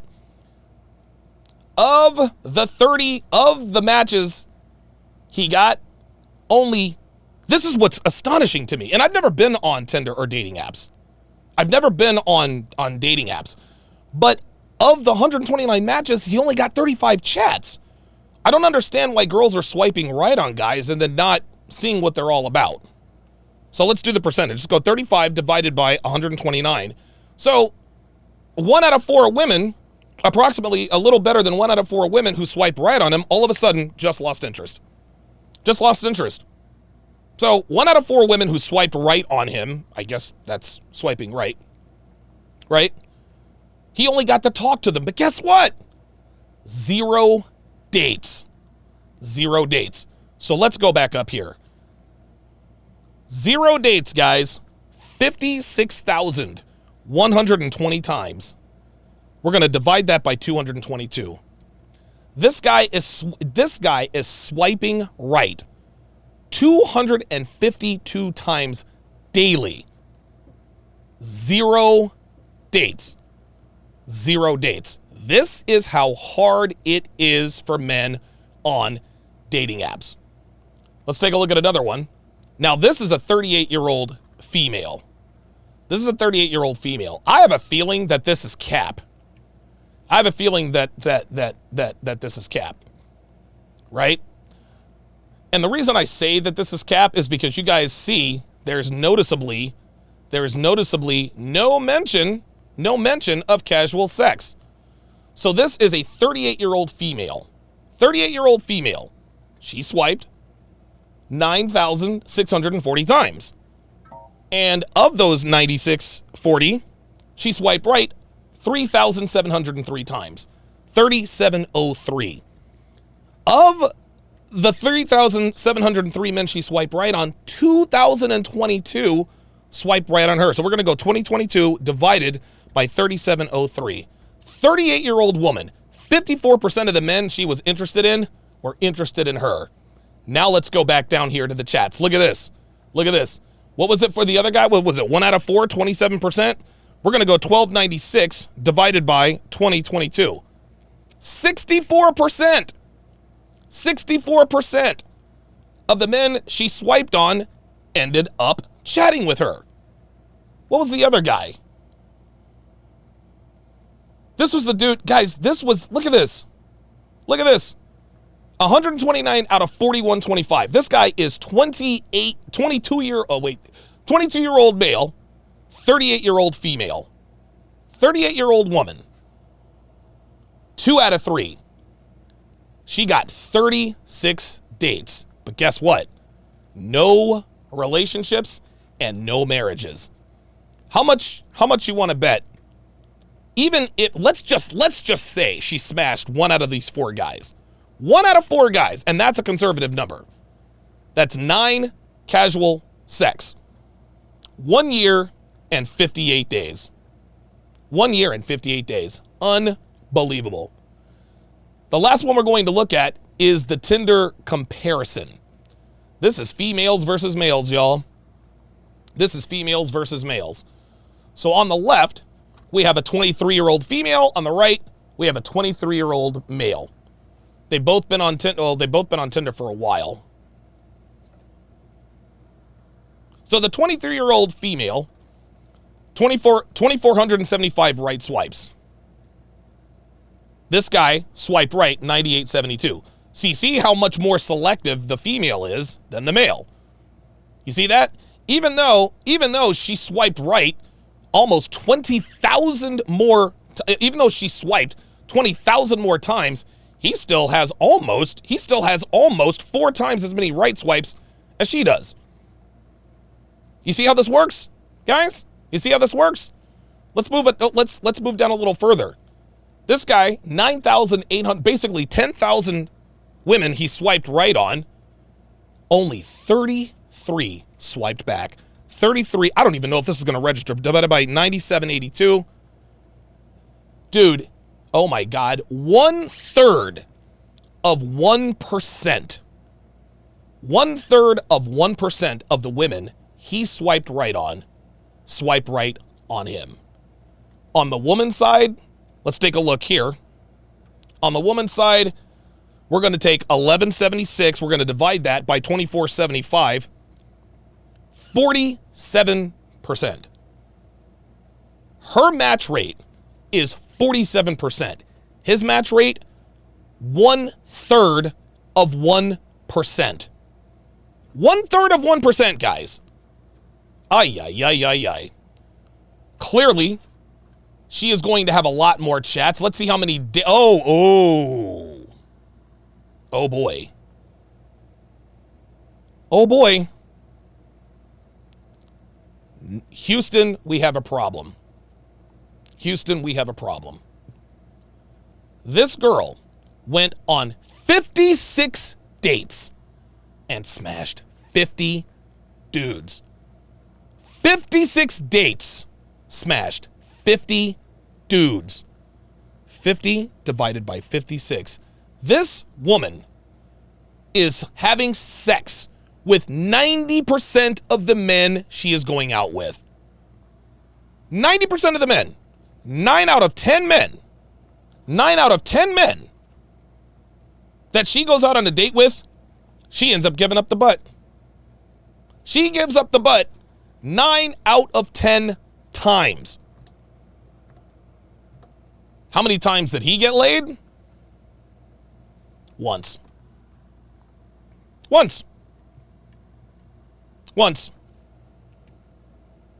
She got laid 50 times. He got laid once. And again, he had to go 1 for 1. He had to go 1 for 1. This is unbelievable. This is unbelievable. So let's just do a little bit of math here. 4 years, 335 days. That's basically 5 years. That's 5 years, guys. She smashed 50 dudes in 5 years. That is 10 dudes a year, and that's just on Tinder. Oh, that's just on Tinder. That is just on Tinder, guys. 50 sausages in 5 years. 50 sausages, guys. Guys, She's banging a new dude every month, man. She's banging a new dude every month. And that's if she's being honest. That's if she's being honest. The Level Up man says, was the one that girl? You know what? It might have actually been her. It might have actually been her. It might have actually been her, because he only got laid once. He might have been one of the 50. 50 girls, 50 dudes in 5 years. 10 dudes a year. I don't know how that happened. Not surprisingly, she's not in a relationship. So in 5 years, she smashes 50 dudes, no relationships, no marriage. You mean to tell me of the 50 dudes who smashed her, none of them were in relationships with her? None of them was in, guys, 50 dudes, no relationships, no marriage. Here's another thing, guys. This woman is 23 years old. She's been on Tinder since she's 18. On Tinder since 18. I don't even care about these numbers. Here's what I care about. Casual sex versus the years. The 23-year-old got laid once. He got laid once in 2 2/3 years. This girl got laid at least 50 times in 5 years. Wow. Wow. This is the average. Yes. KMM says, I know this is the average 20-plus-year-old girl. And she's only 23 years old. She's only 23 years old. God, have mercy. Have mercy on our souls. Have mercy on our souls, man. Holy cannoli. Holy cannoli. Okay, let's move to the next. Let's now move to the police video. I have affectionately named this particular one when white knighting goes wrong. So the name of this video is called "Guy Rolls Up to Save His Girlfriend from Police, Doesn't End Well." Oh boy, buckle up. On August 4th, 2022, an officer was patrolling through the area of a park when he observed a female walking near the road in La Crosse, Wisconsin. The female was identified as 31-year-old Kara Venable. The officer was able to identify Kara through previous contacts and was aware she had pending charges of a party to a crime, delivery of methamphetamine. Oh my God. In order to avoid escalating her, the officer didn't advise yet what the charge was for, and he called for a second officer. Ooh, here we go. You start me at 18. So basically, he knew this bitch had warrants. He knew this chick had warrants and was like, nah, I'm not doing this on my own, okay? Yeah, with Kara Venable at Pisco Park. Black Lemur 2009 says this has to be a black couple. I don't think so. I think an officer had a question with you about maybe like a theft or something. I'm not entirely sure, but can you hang tight at the front of my car for me? Is this the girl? Oh my God. Dude, I thought she was a dude. I can stand right here. I'm not going to go anywhere. That's fine. Okay. Yeah, we'll wait till that initial officer comes down, and then we'll figure out the whole situation. Is this a homeless camp? Like, is this a homeless? Is this like Tent City? Those of you who have ever been to Reno and you've ridden the Truckee River Trail, right behind the Grand Sierra Resort, the GSR, it's a good half mile of tents on either side. We call that area Tent City. Is that what this is? Okay. What kind of theft? What are you talking about? What? What kind of theft? What are you talking Oh, about? I'm not entirely sure. Here she goes. Here we go. Robert, go find Dakota, please. While they were en route, Kara was getting impatient and called for a boyfriend, 23-year-old Dakota Gillette. Whole situation. This woman has a 23-year-old boyfriend. Oh my God. Wow, like I don't understand. Shade says that's a Tent City. Yeah, it looks like it to me. Yeah, she looks like she's about 60, y'all. I wish I knew, but I'm not the investigating officer entirely. Okay, so what do you know? Just that someone needed to talk to you about a case. Oh boy. That they need to talk to me, or they have talked to me? That- Because no one's talked to me about. What's happening? Now, see, guys, here's the deal. When I know I'm going to be arrested, I don't ask no questions. I don't never, ever, ever, ever ask no questions because I know I'm going the fuck to jail. I know I'm going to jail. But I've also been around people who have warrants out for their arrest, or I've been at parties where they always try to ask a bunch of questions just to find out what the cop knows. She's like, okay, you don't know this, but what do you know? What she's trying to do is she's trying to gauge, okay, what kind of trouble am I in, and does he have a warrant? About anything That someone needs to talk to you. That's my understanding of it. Okay. Is there any way I could just give him my phone number and he contacts me that Oh, way? no. Oh, no. Me standing here? Oh, no. No, just, I don't know. I don't like no. This chick tried to say, hey, can I just give you my phone number and then just leave? That ain't happening. Oh, that's in a boat. Who are you looking for? Dakota, my boyfriend. Oh. There he is. Baby! Come here! Come here! Dakota arrived on a bicycle and insisted that Kara should be free to go. What? I don't know. I haven't done it. A theft or some pending case, I'm not entirely sure. I still know someone needs to talk to her, or an officer needs to talk to her. So. So what, is it just going to be a ticket that gets issued then? Oh, see that? No see? See, here's the thing. She's asking questions because she knows she fucked up. She's asking questions because she knows she fucked up, and she's trying to find out what the quote-unquote sentence will be. When did this theft supposedly happen? Because I haven't done or gone anywhere. I'm not the initial officer here, okay? And I probably misspoke on the theft, but an officer needed to talk to you. So that it was misspoken on a theft? I misspoke thinking it was a theft, but an officer needed to talk to you, Kara. So let the officer talk to you, that comes out. You don't need to get hostile with me just because I'm asking questions about what the I'm trying to explain. This is unbelievable. Only white people talk to cops like this, dude. Explain it. You're not telling me, though. You're telling me you think it's a theft, and now you don't know if it's a theft. I just explained that I misspoke. And now all of a sudden she's being... so then she should be free to go. That's not how it works at all. No, you hear that? You hear the dude? He's like, so she should be free to go. Nah, bro, not how it works, bro. Let me rewind that. Listen to this dude. See, this is the problem. This is the problem. This is why we tell you guys do not commit to women who have run-ins with the law. Do not commit to women who have run-ins with the law. Don't be going to bat for this bitch. You don't know what she did. You're not telling me, though. You're telling me you think it's a theft, and now you don't know if it's a theft. I just explained that I misspoke.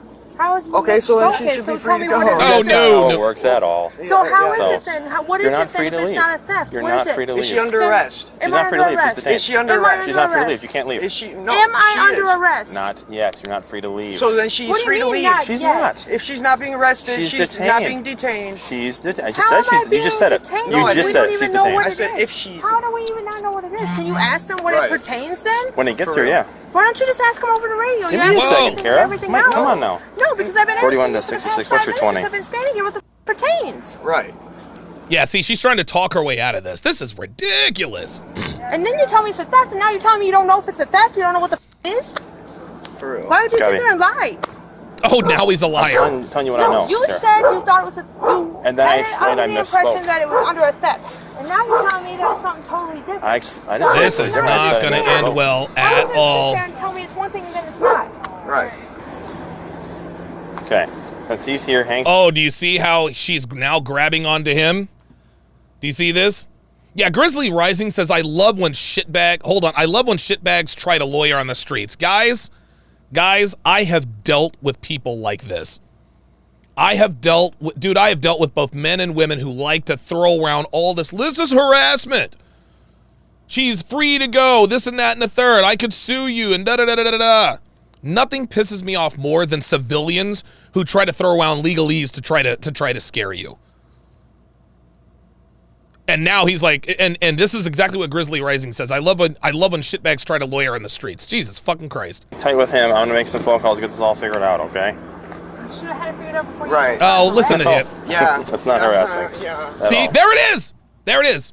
Harassment. There it is. I fucking knew it. I knew it. Here we go. Yeah, it is. It's not. So she's not. He's like, yeah, it is. Yeah, it is. Free to leave yet. What's going on? He's got to make some calls on some stuff. Yeah, about he's telling me that he doesn't even know what it is about. Like, yeah. Right. First he tells me it's we a have theft, the right to be known. then he tells When you're me that getting he doesn't detained, you even have the right to know what the it's actually about, for real. So what does it pertain? What law is that? I'm about to the cop said, what law is that? about to get real upset here. Oh, are you now? And what exactly are you going to do? Soldier for Christ, we are at war with the $10 super chat. Haven't seen you in here in a while. Appreciate that very much. Says, FYI, an Alford plea is... Okay, supposed to be a little bit earlier. He says an Alford plea is a guilty plea in which a defendant maintains their innocence but admits that the prosecution's evidence would likely result in a guilty verdict if brought to trial. Yeah, basically admitting that you're guilty without actually saying you're guilty. Appreciate that. Okay. Well, we got an email that investigators had some stuff they needed to talk to her about. So. Investigators had some stuff to talk about what? Exactly? See, this is funny. They think that they think that cops only have the right to talk to civilians is if they're being arrested. No, they're conducting an investigation. And when cops are conducting investigations, then they have the right to detain you. They don't have to tell you anything. I already told the investigators. If you don't know, then why the hell? I know what it is. Oh, there it was. There it was. Did you see this? This right here tells you all you need to know about this relationship. Watch. Because I've already told the investigators. If you don't know, then why the hell? There it is. Shh. Yeah, this is one of Dakota's many problems. You're not the leader of the relationship. You're not the leader of the relationship.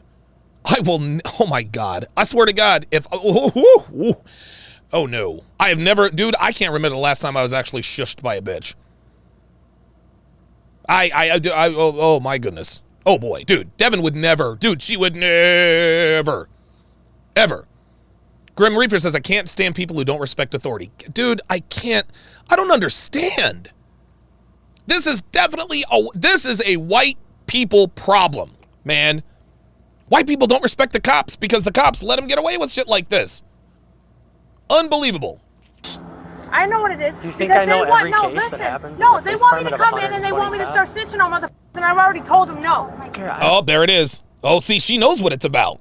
I don't know what it is. I already told him no. We don't know what it is. Well, I know what it is. Yes, you do. I know what it is, and I already told. I know she needs a dentist.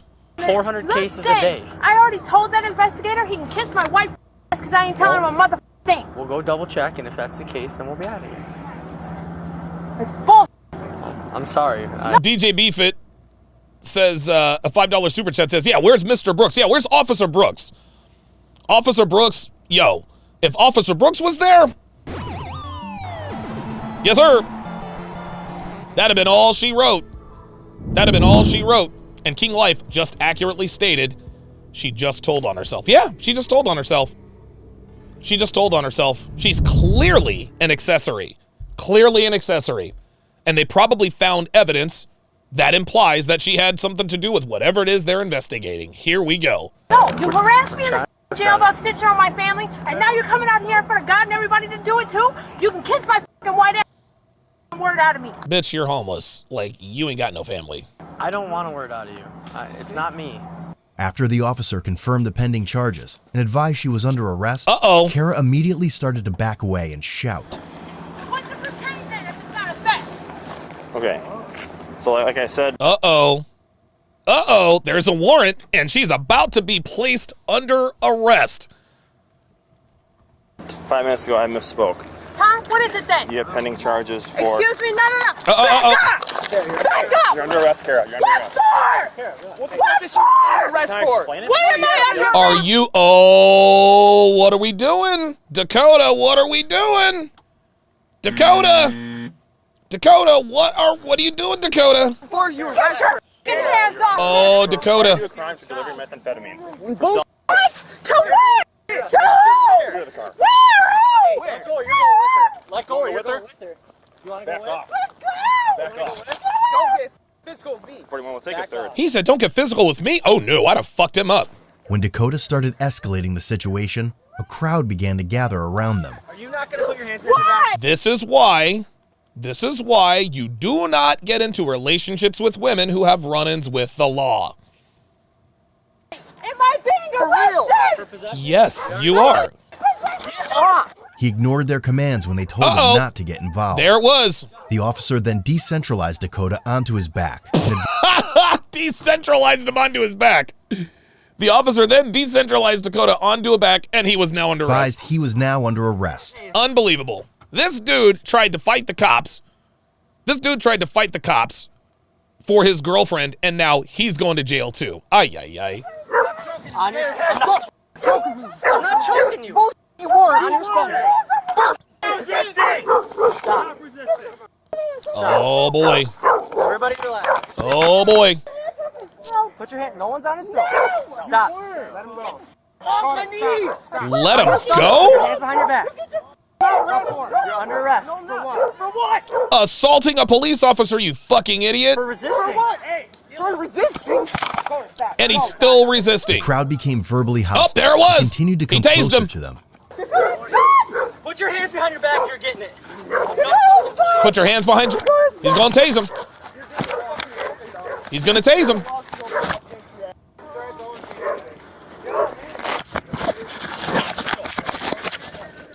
Yo, no bitch is worth going to fucking jail over, y'all. No bitch is worth... Listen. The only women I would ever go to jail for are my sisters. That's it. Those are the only... Well, actually, there are 3 females in the world I would go to jail for. My 2 sisters and Olivia. I would never go to jail for my mom. I'm not going to jail for Devin. I don't give a shit. No, sir. People at the table, we could this was Wisconsin. use a couple more.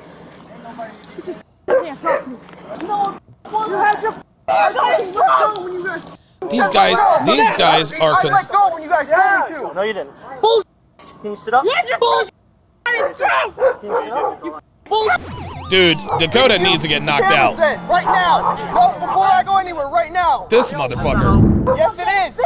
Oh yes, my God. All uploaded to your computer, I know it. No, it's all uploaded to your computer, you know it. This guy. So replay it now. Oh boy. Watch the house. Watch the house. You mean watch the tent? Watch the footage now. Listen to this. Yes, you can. You have on your This dude is under arrest. He's handcuffed and he's on his belly, but now he's making demands. Only white folks, man. I'm trying to tell you, dude. laptops. Which isn't right here. No, it's in the car. This is unbelievable. If Dakota were black, they'd have fucked him up. They'd have fucked him up. They'd have shot his ass. This is unbelievable. They're letting this dude talk to him any old kind of way. Do this, do that, blah, blah, blah, blah, blah, blah, blah. Ridiculous. Move anywhere. Yup. Yes. You gotta sit up. Okay? You see that? He had his hands on his throat. I'm opening up a lawsuit against him. Yeah, here we go. But right now we have to get to the squad because you're going to jail. No, I'm not going to jail. No, I'm not. No, I'm not. I'll kick you in your face right now then. You stupid. Well, I hope you don't Now he's threatening a police officer. do that. But we have Well, to. I hope that you let me the go. Otherwise, you guys are getting a lawsuit. Nope, you're going to jail. You bullshit. He has my watch. The officer has my watch. Literally. It's a Garmin watch. Look. Same circle, same circle and everything. I got it in Phoenix. It's a good watch. Take him, I didn't do anything. Don't take him. Yeah, you did. Don't take him. Bullshit. Too bad. Too bad. Can you sit up? No. Once you let me go. We're not letting you go. Yes. No. Don't take Yes. him. I love the officer's like, I love how the officer is staying completely cool. He's like, no, you're going to jail. No, I'm not. No, you're going to jail. Let me go. No, not letting you go, buddy. Let me go. Not letting you go. No, sorry, you're not going anywhere, buddy. Don't take him. Are we gonna What's your badge number? Please don't take him. All right, you're getting a lawsuit. Yeah, here we go. Can I file Here we go. right now. Yep. And here's the funny thing is let's just say we know that they're not going to let him go. We know that they're not going to let him go.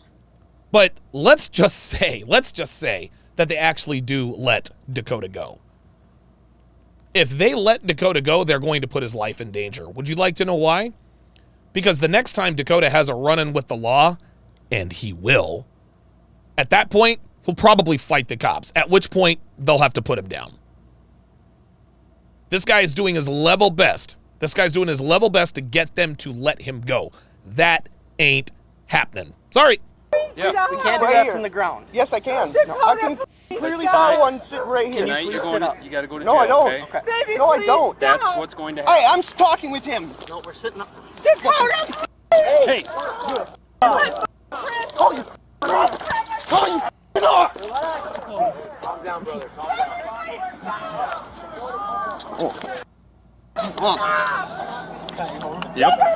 Hey, relax. I wasn't here, man. I wasn't here. You're just gonna get more charges. Just relax. You're just gonna get more charges. You're stupid. These stupid pigs. Oh my God, these guys are. Chris, grab my phone. Look, Dakota's drunk. Dakota's drunk. We know that. But fam, I could be 14 sheets to the wind. I would never act like that. You kidding me?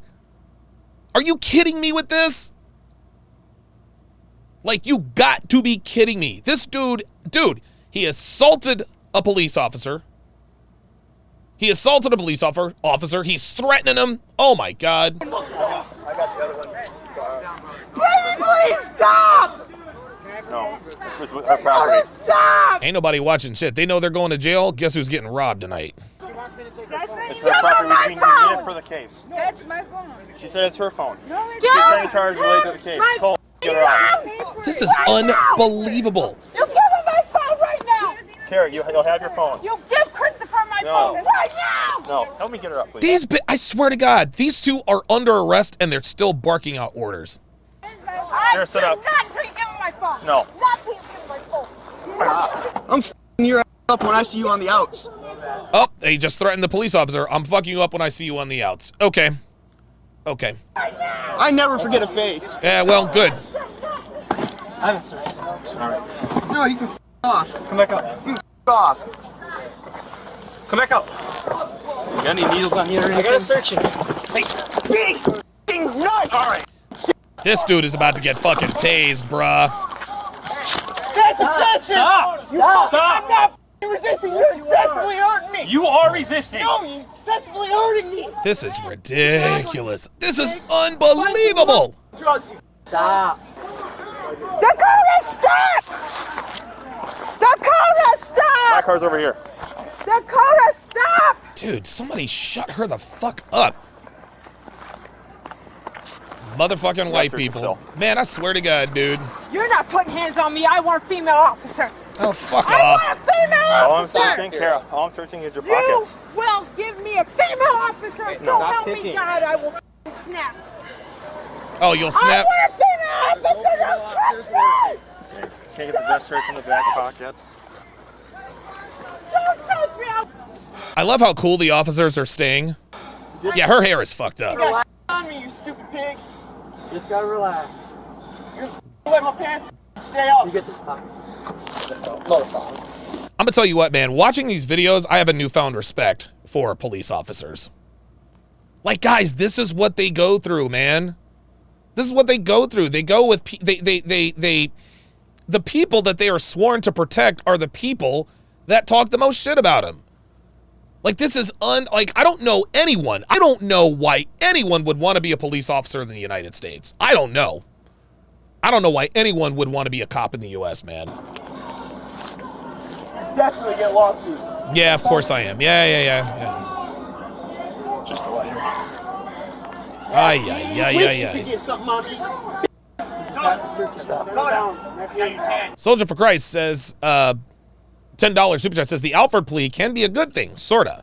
I know a man who pled that, and the child, he didn't have to testify about her asuba, and the family didn't have to witness the trial. Okay, that makes sense.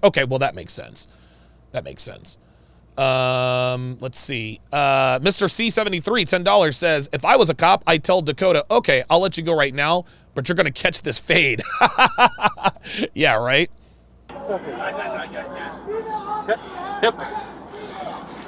Hey, GSM female officer! Oh, she doesn't. Bull. Do you see how they feed off one another? She's like, I want a female officer. Da da da da da da da da. Ay. It's TV. It's not a law. It's not. I want a female officer. Switch them. You're not touching me. Dude, I would last. Keep the right back, right pocket. Dude, if I were a cop, I'd last about a week.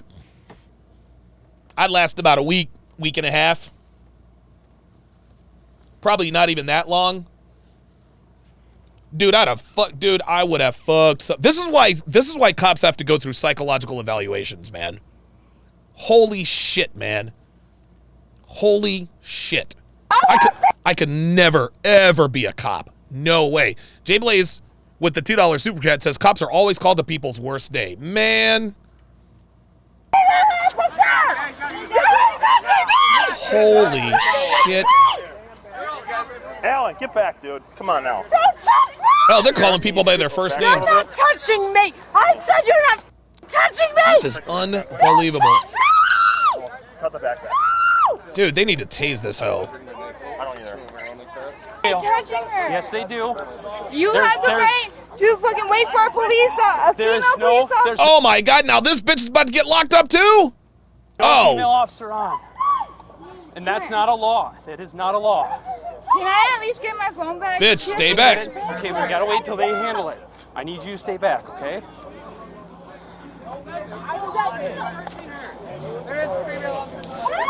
It's so funny how people think that filming police officers is going to get them in trouble. They all have body cams, man. They have female police officers. We don't have any. No, they don't. That is a law. It is not certain female. It is not. Yeah, it is. Look, he's like, that is a law. Fucking Johnny Two Teeth is like, that is, yeah, it is. It's a law. Trust me. Because you're wrong. It doesn't mean. It'll be things. Hey, handled in court. Hey, it'll be handled. We don't know that. Yo, this is fucking crazy.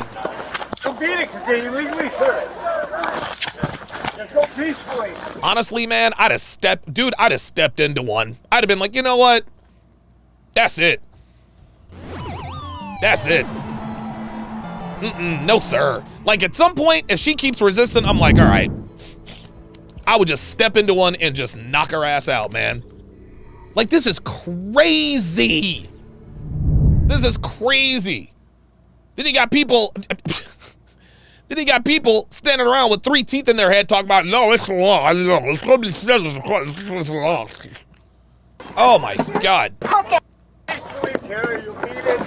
Seatbelt on for you, Kara? Don't touch me. Okay. Throw that in the back, we'll go.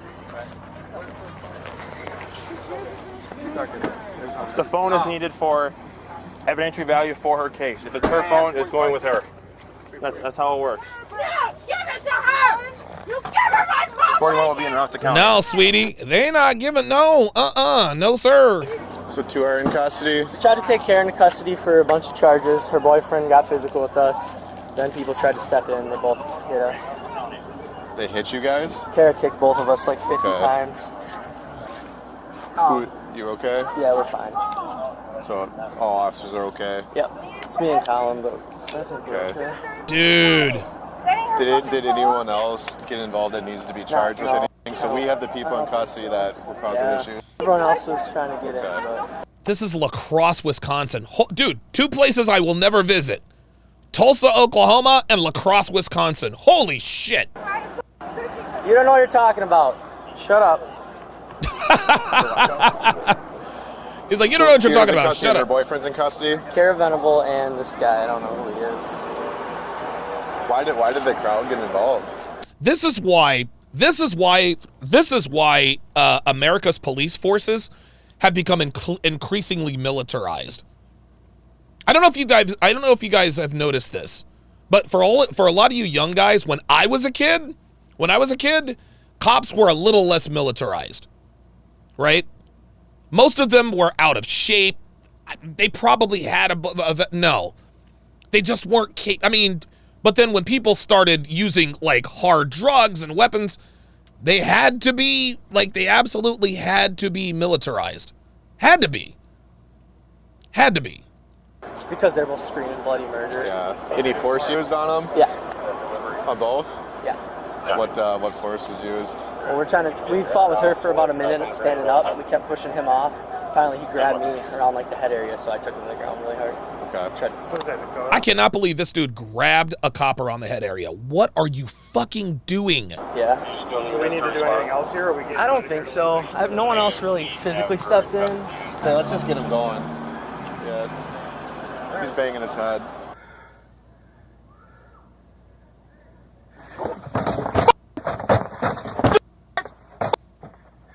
This fucking asshole.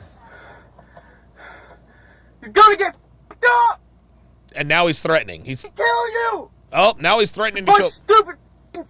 That's all you are!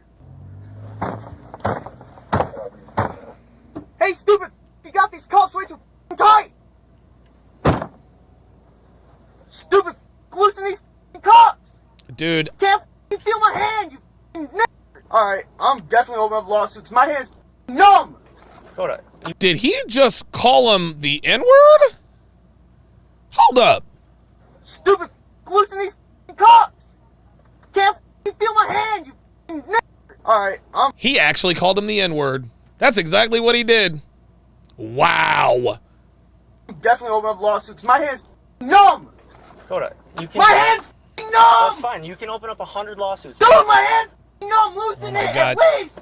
Not when you're physically. You then, you stupid. Can't. Look how many cops it took, because you're scared of. Oh, it only took 2 of Yeah, them. oh, bullshit. It took 1, 2, 3, They 4, just showed 5, up. 6, 7, 8 SWAT cars. You were already You're in the car. f***ing You're already in the car, Dakota. I don't give a I love how the cop is antagonizing you like, Dakota, you're already in the car, buddy. Oh my God. I have freedom of speech. Yeah. Stupid. Say whatever you want. Yes, stupid. It's not disorderly conduct when I use I feel statements, and I feel like you're a stupid. You just gotta relax, man. No. It's you. over, okay? You. Just relax. He's like, it's over. He's like, it's over, bro. For real. You're a f***ing retard. Hope you know that. Because I'm already fighting cases for you guys using excessive force. Oh, here we go. You want to know what? I've been winning them. Otherwise, I would already have the charges. And I don't. That's fine, man. Retard. Doesn't hurt my feelings. You're retarded as a bitch. This fucking guy. The cop is like, yep, say what you want to say. We're going to throw him in jail for 24 hours for obstructing an officer. Woo! Because our mayor job's so much harder. You're actually under arrest. Doesn't it feel fun to wrestle somebody who is half your size and still took you? Yeah, you really Took you guys. Wow. Really took you that many officers just to get me. This kid's going to jail for a while. Phantom313 with the $10 super chat says, I'm pretty sure the cops gave this man the worst holding cell possible. Poop and piss filled to the brim in the toilet bowl. I've been there because of my actions. I'm happy to be a member. Salute, brother. Appreciate that, Phantom313. Calm down. Wow. Huh? Yeah. You guys are a bunch of scared kids. Dude, yeah. I would throw the book at this guy. I want the CI number, too. I don't even know what the hell Bull. What's a CI? He's like, what's the CI number? I'm requesting the CI number. Good for you. If you don't, if you do not inform me of it, good for you. Lawsuit. Add it to the list, because the officers are like, add it to the list, buddy. Get in line. I'm not a drug investigator. I'm a cop. So you obviously know something to do with drugs. She's charged with drug stuff. That's why we arrested her. Okay. Dispatch update. She didn't even have any meth on her, so Not today. While en route to jail, He said she didn't have any meth on her. He's like, not today. Not today. He claimed he had pain and wanted to be seen medically. Oh, this fucking guy. This fucking guy. he claimed he had pain and wanted to be seen medically. I request medical attention too. Cause my ribs are. You're requesting medical attention now? Yep. Okay. For what? My ribs. Okay, you want to When go y'all to the slam me hospital? up. Yep. You want to go to the hospital? I got him in here. I said ready. You heard me. Okay. You had no right to choke me. This is unbelievable. So, people like this is why taxes go up. This guy is just pissed off that his girlfriend got arrested. So now what he's going to do is he's going to use up as many resources as he possibly can to delay going to jail. That's all this is. That's all this is, man. You jumped us, man. Huh? I wasn't in cuffs. No, he said you jumped us. When you choked me? No, I wasn't. It's all on camera too. Yeah, but you grabbed him first, you idiot. Sure is. So, and I'll be f***ing you up when I see you on the outs. Oh my god. Oh my god. That's a felony. No, it's not. You just threatened the law enforcement officer. See, there it is. That's a felony. You just threatened a law enforcement officer. You know what? I'm charging him with all of this. If I'm this officer, I'm charging him with all this shit. This guy threatened me. He assaulted me. Oh, yeah. Fuck that. No, sir. I would not let him. I would not let this little tweaker get away with talking all that shit. Oh, no. Guys, like I said, man. Like I said, dude. Just be civil to cops, man. It'll go a long way. This guy is insulting him. He's telling him, I'm going to fuck you up when I get on the ouch. You're retarded. Call him the N-word. Oh, man. This kid's not getting out of jail. That's all we need is cooperation, Dakota. See? Cooperation for what? But you're fighting with us. That's Wrong. not I going to literally let go and you guys slammed into me, which pushed me to the ground. Yep, you got taken to the ground because you got No, I wasn't. I literally let go. No, you didn't. I did. No, you didn't. It's all on video, bud. I love. Who is this officer? This guy is awesome. He's like, no, you didn't. No, you didn't. It's all on video, buddy. You back like 10 times and told you to get back. Okay.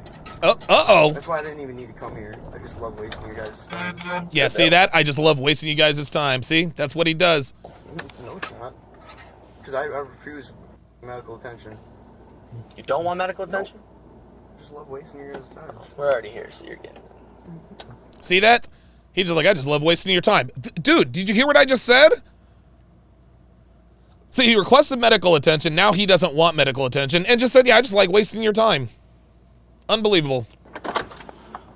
Once inside, he said he didn't want treatment anymore and was extremely uncooperative and rude to all medical staff. Oh boy. Oh, the garage. This is where the magic happens. No idea. But so like kind of jumping on her, so we had to keep Oh my back. God. You'd be decentralized. Dude, I'd have fucked this dude up, man. Phone, though, so. I'd have knocked him all the way out.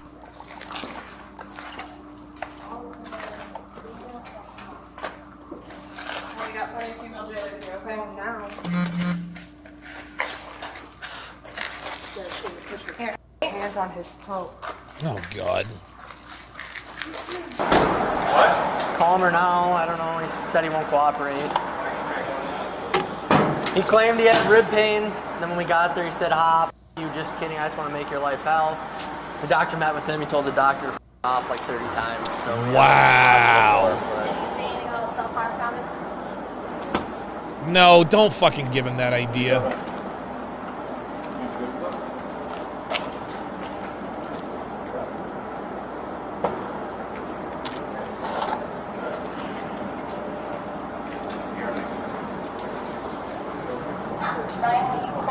I'd have set his ass. Kara was charged with felony battery threat to an officer and misdemeanor counts of resisting, disorderly conduct, and possession of drug paraphernalia. She ain't going nowhere. She was released on a $1,000 signature bond. Unbelievable.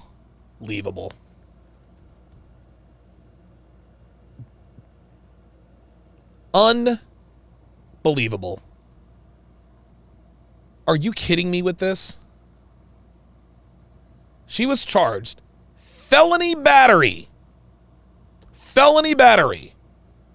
threat to an officer, misdemeanor counts of resisting disorderly conduct, and possession of drug paraphernalia. And she got out on a $1,000 signature bond. Unfucking believable. Unbelievable.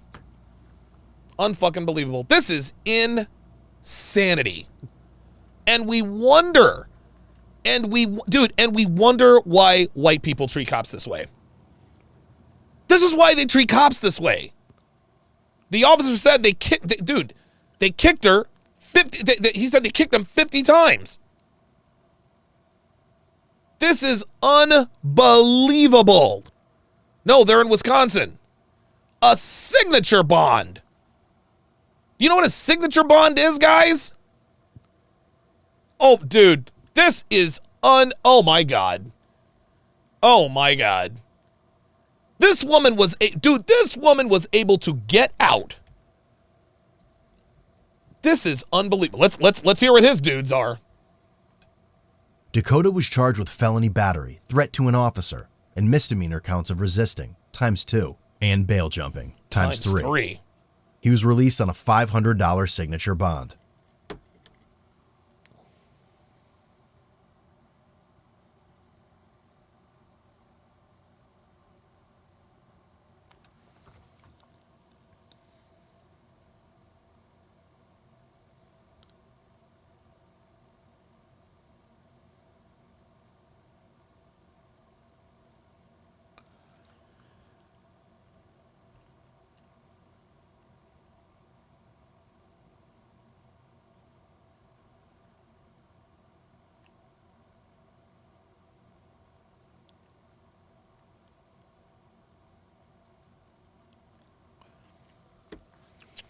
These people got released on their own recognizance, guys. These people got released on their own recognizance. A signature bond, there is, how can I explain this? You don't have to pay money. Hang on, let me look it up. I can probably best explain it. Okay, signature bond. This is unbelievable. Okay, here we go. A signature, in contrast to a regular bail bond, a signature bond does not require a defendant to make a cash deposit or put up any collateral with the court. Known as a, recognizance bond, the bond requires the defendant to sign an oath to appear before the court for trial on a given date. You mean to tell me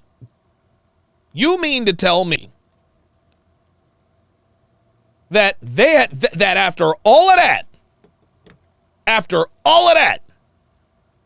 we're threatening, we're wasting time, resources, after all of that, they let these two walk out of jail for just their signature?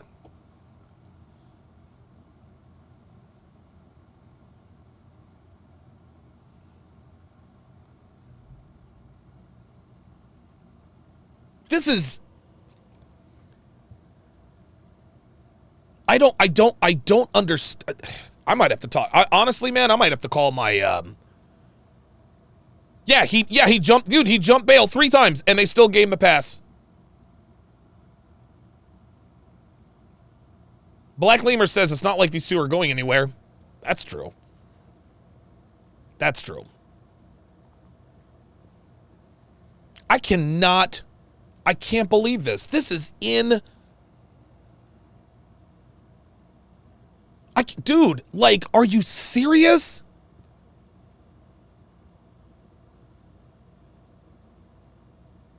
Yo.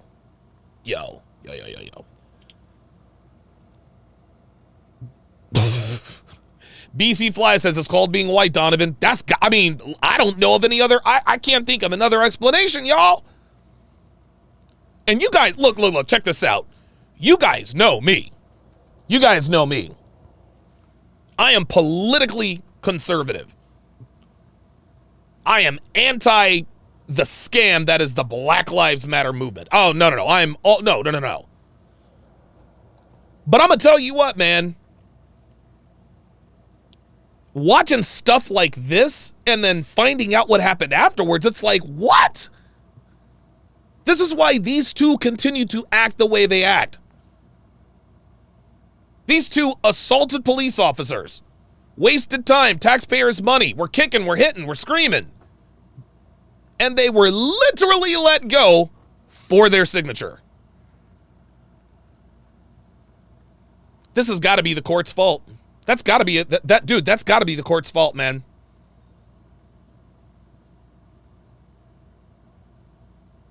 Wow. Because we all know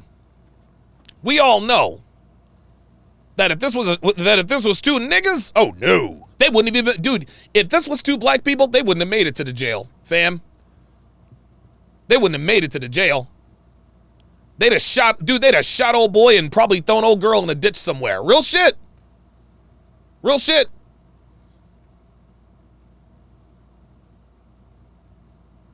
Unbelievable.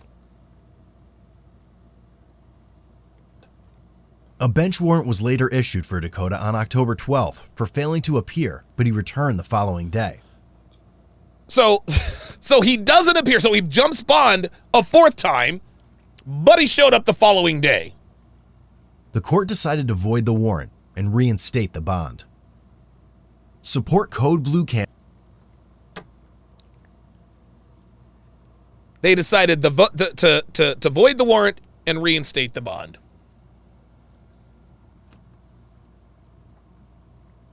Dude, that is shocking.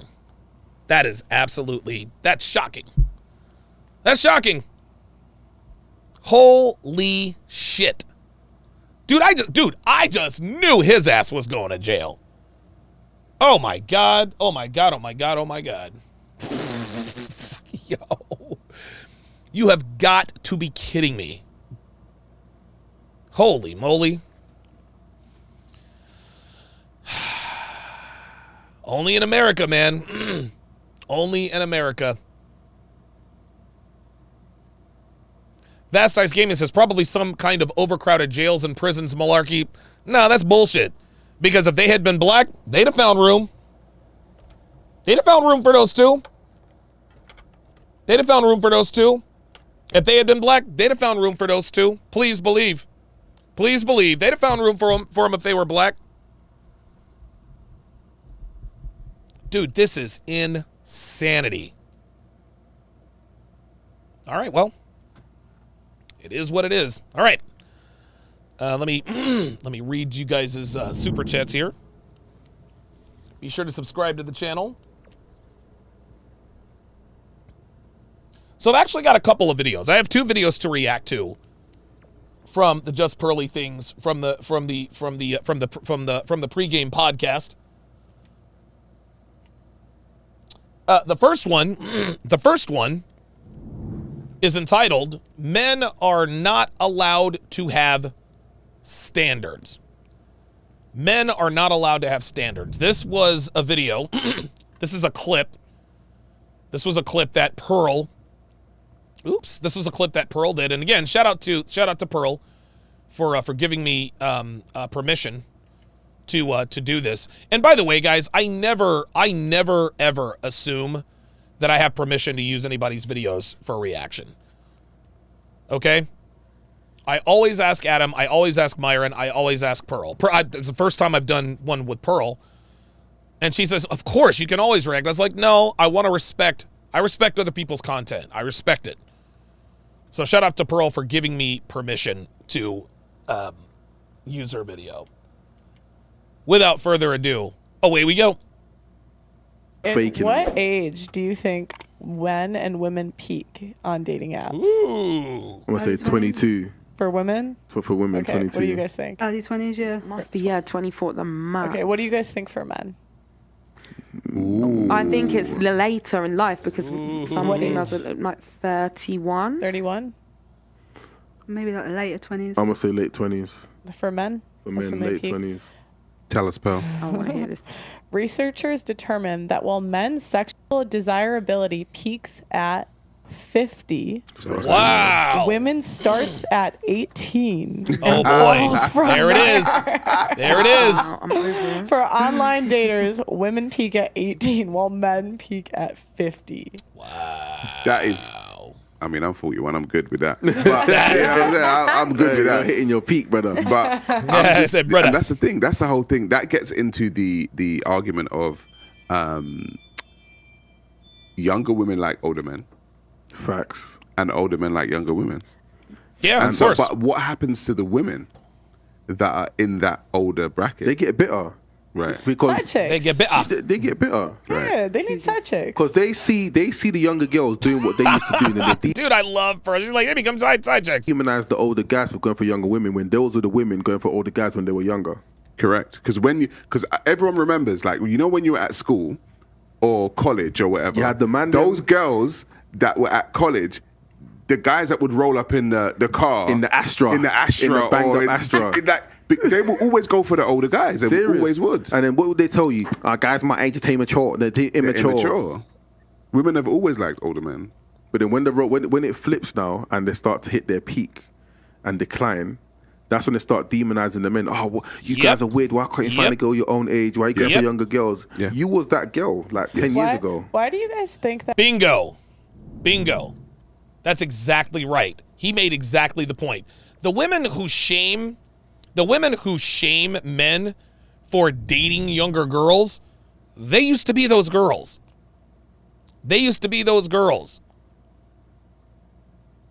18-year-old girl, age ain't nothing but a number, dating a man twice her age.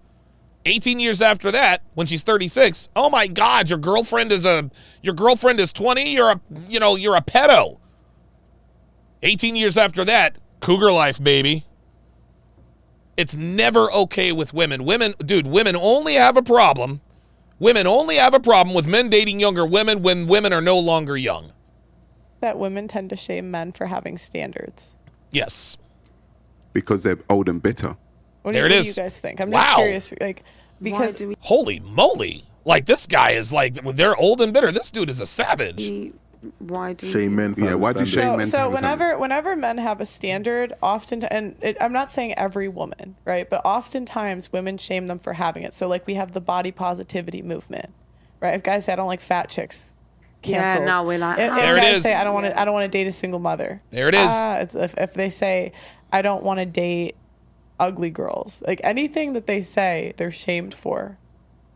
I think it's because we treat men like trash. Okay. And we have too much high expectation of how they should treat us and what they should be doing for us and this, that, and the other, but we don't hold ourselves in the same regard. Whoa! I can't believe it. I guess these bitches over in England are starting to figure it out. I do think that men don't get treated correctly. And I think in certain cultures, obviously I'm from the black community. I think black women can sometimes treat black men like absolute dirt. And then it's the same cycle you go through, you know. Someone who's got a lot of baby fathers and then she has a son and then she raises a son to be just like the dad that she cussed. It doesn't make sense. But it's a very deep, like, it's like obviously these are deep issues that go into like. Do you know what's how very people interesting are when we talk raised. about that? When it comes to dating apps, like on dating apps, the people that are the women that are least desired on dating apps happen to be black women. Woo! But do you think that's because, There it is. There it is. He just said it. The women that are the least desired on dating apps happen to be black women. Because for example, when I went on Tinder that time, it was saturated with white Hell, men. you'll sit this one out. It was saturated with white men. So obviously, it's like who's frequent in these apps is. Okay, this is a fair. This is actually a fair assessment. Like, most white men don't go for black chicks. Most white girls don't go for black dudes, right? But increasingly, black men are not going after black women. Is that, or should I say, woman? Is that a cultural thing? So there weren't many. This is interesting. I'd like to ask Pearl this. When we're over in England, because I think we're going like February, we're going to be in London like late February, early March. I'm going to ask, it'll be very interesting to find out what relations are like between black men and black women in England. Black men on there. So, and I also think that in society, black women are not desired. Why? There it is. There it is. He's like, why? Now this, Pel's saying quiet over there. And I think that, why do I think... Yeah, why do you think black women are least desired? And the thing is, on dating apps, the most desired woman is the Asian women. Ooh. On dating apps, they're the ones that are most desired. Really? I did not know that. Can anybody verify that? Basil Denson says, shit, I'm black and I barely go for black women and I'm on Tinder. Yeah, I mean, dude, I don't fuck with black women. In the immortal words of Myron Gaines, we don't dabble in the dark. We don't dabble in the dark. Black Lieber 2009 says British black women are hotter than American ones. Okay. The Amazing M says she's not black. She said she's black, so I don't know. Oh, Asian girls. The Amazing M says it's true. I'll be goddamned. Like Asian girls are not my type, man. I've just never been attracted to Asian girls. I guess it's just a preference, but kill it. Like, Asian they're in girls better kill it. shape. They can cook better. Like, if I got left for an Asian chick, I would understand. Like Asian women, I would understand. This is why Pearl is awesome. This is why Pearl's awesome, because of the self-deprecation. She's like, look, man, if I got left for an Asian chick, I'd be all right. They're thinner, they cook better, they're nicer, they're more submissive. All right, bet. Women are most desired. Black women are least desired. I think because of white men are most desired. Black men are creeping up there.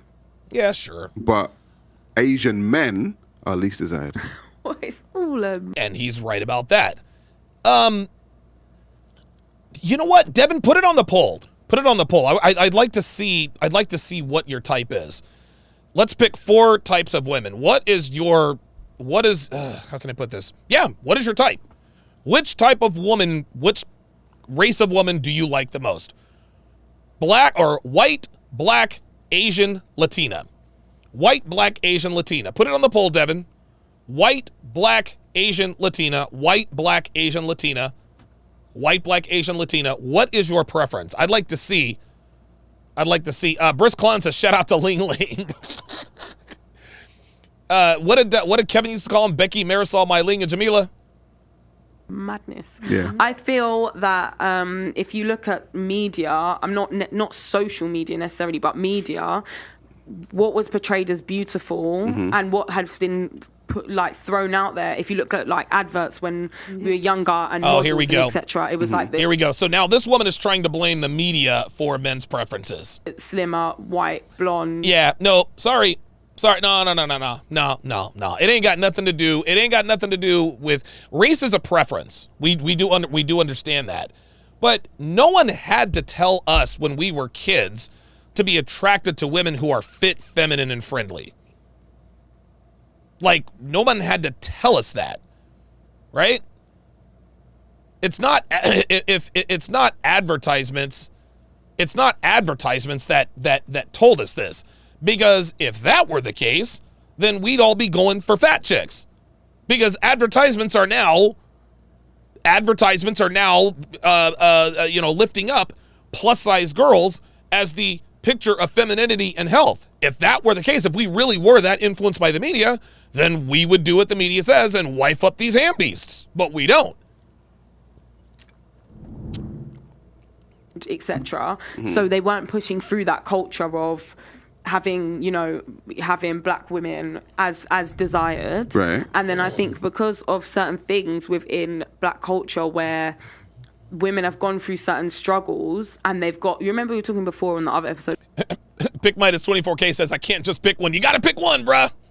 Got to pick one. About like masculine energies or right. those energies, there creates this thing where the women we're strong, independent, X, Y, and Z, and men are not finding that necessarily attractive. Would you say that men in general, not just black, not just white, not just Asian, do not find a masculine woman desirable? There it is. I think that men like to have that element of they're looking after you. So women are nurturing, but a man wants to feel like he's... No, it ain't got nothing to do with that. See, the question that dude just asked is, hey, we don't like masculine women, but now she's trying to say, well, we understand that you don't like masculine women, but only because you want to feel like you have control over us. Get out of here. Able to take care of you. Right. So if you're on a level where it's like, no, I don't need you, men like to be needed. So I think that kind of ties into it. I think it's really sad how black women have been treated and etc. Guess what, sweet cheeks? Guess what, sweet cheeks? As Brisk Clan says, Gordita for the win. I remember I watched that Coach Greg Adams. Is that Sarah or Sarah? I can't pronounce his name, but I guess that's who he is. I'll be damned. In terms of attraction, it's a mad complicated issue. I'm mixed, so the mixed experience is a completely different experience. Yeah, that's not what we're talking about. We're talking about you a lighty. You don't count. See that? And Christian Kanichi says black girls on TV growing up were amazing. I had so many crushes you don't see that anymore, dude. Oh my god, dude. Sandra Huxtable, Whitney Houston, Lisa Turtle. Oh my god, dude.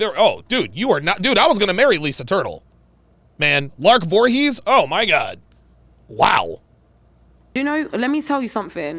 Being light-skinned, you're gonna go in now, I right? am. You asked a question. Yeah, go on. Being light-skinned is not always the easiest thing either, because people have sort of it was a trend, right? So it's a relatively new thing. If you look at like when people were able to have multicultural relationships.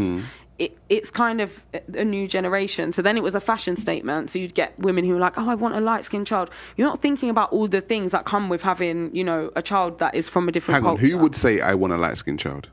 I've heard white girls say that. Right, okay. I have, because they think that, designer babies. Designer babies. But it's not about that. You're actually bringing another human into this world. Yeah, so it's like, it's not about what, how melanated you are, but it's, yeah, I've tangented. I have a question for you. So, what do you think about women shaming men for not having standards? Oh, here we go. Because it's interesting. Here we I feel go. like you've changed your tune a little bit since last show. No, not at all. We're just talking about something completely different. Oh, okay. Do you know what I No, mean? she's like, nope. That's it. I personally don't shame anyone for having standards. I don't think standards. I think your standards should reflect how you carry yourself. Well, if she I talks don't fast, drink, doesn't she? and I was saying I want a bloke that doesn't drink, that's fair enough. If I was out every weekend getting pissed, and I was saying I don't want a bloke that When she says pissed, that means drunk. I don't want a bloke that drinks, and then it's a double standard. I think everyone should have standards. I don't see the point in that. But so you. Yeah, Tatiana Ali, dude. Tatiana Ali, Karen Parsons. Yeah, Hillary. Karen Parsons from the Fresh Prince of Bel-Air. Yeah, Tatiana, dude. Holy moly, Keisha Knight Pulliam. Yeah, right. Dude, Gina from Martin. Oh my God, what was her name? Dude, Lisa Bonet. Oh, dude, real dude. Stacy. Stacey Dash. Oh my God. Oh my God, Stacey Dash. Woo.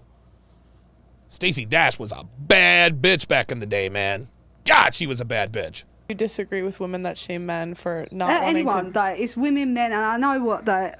So like women, I'll give you an example. Women were Here we shaming go. Leonardo DiCaprio for only dating girls under 25. I do think that is a bit suspect, if I'm honest. Okay, so you don't. A bit suspect if you're. Wait, what? You agree? Okay. I think there's a certain age gap, and if it's a. Oh, Regina King. Oh my God, Regina King from 227.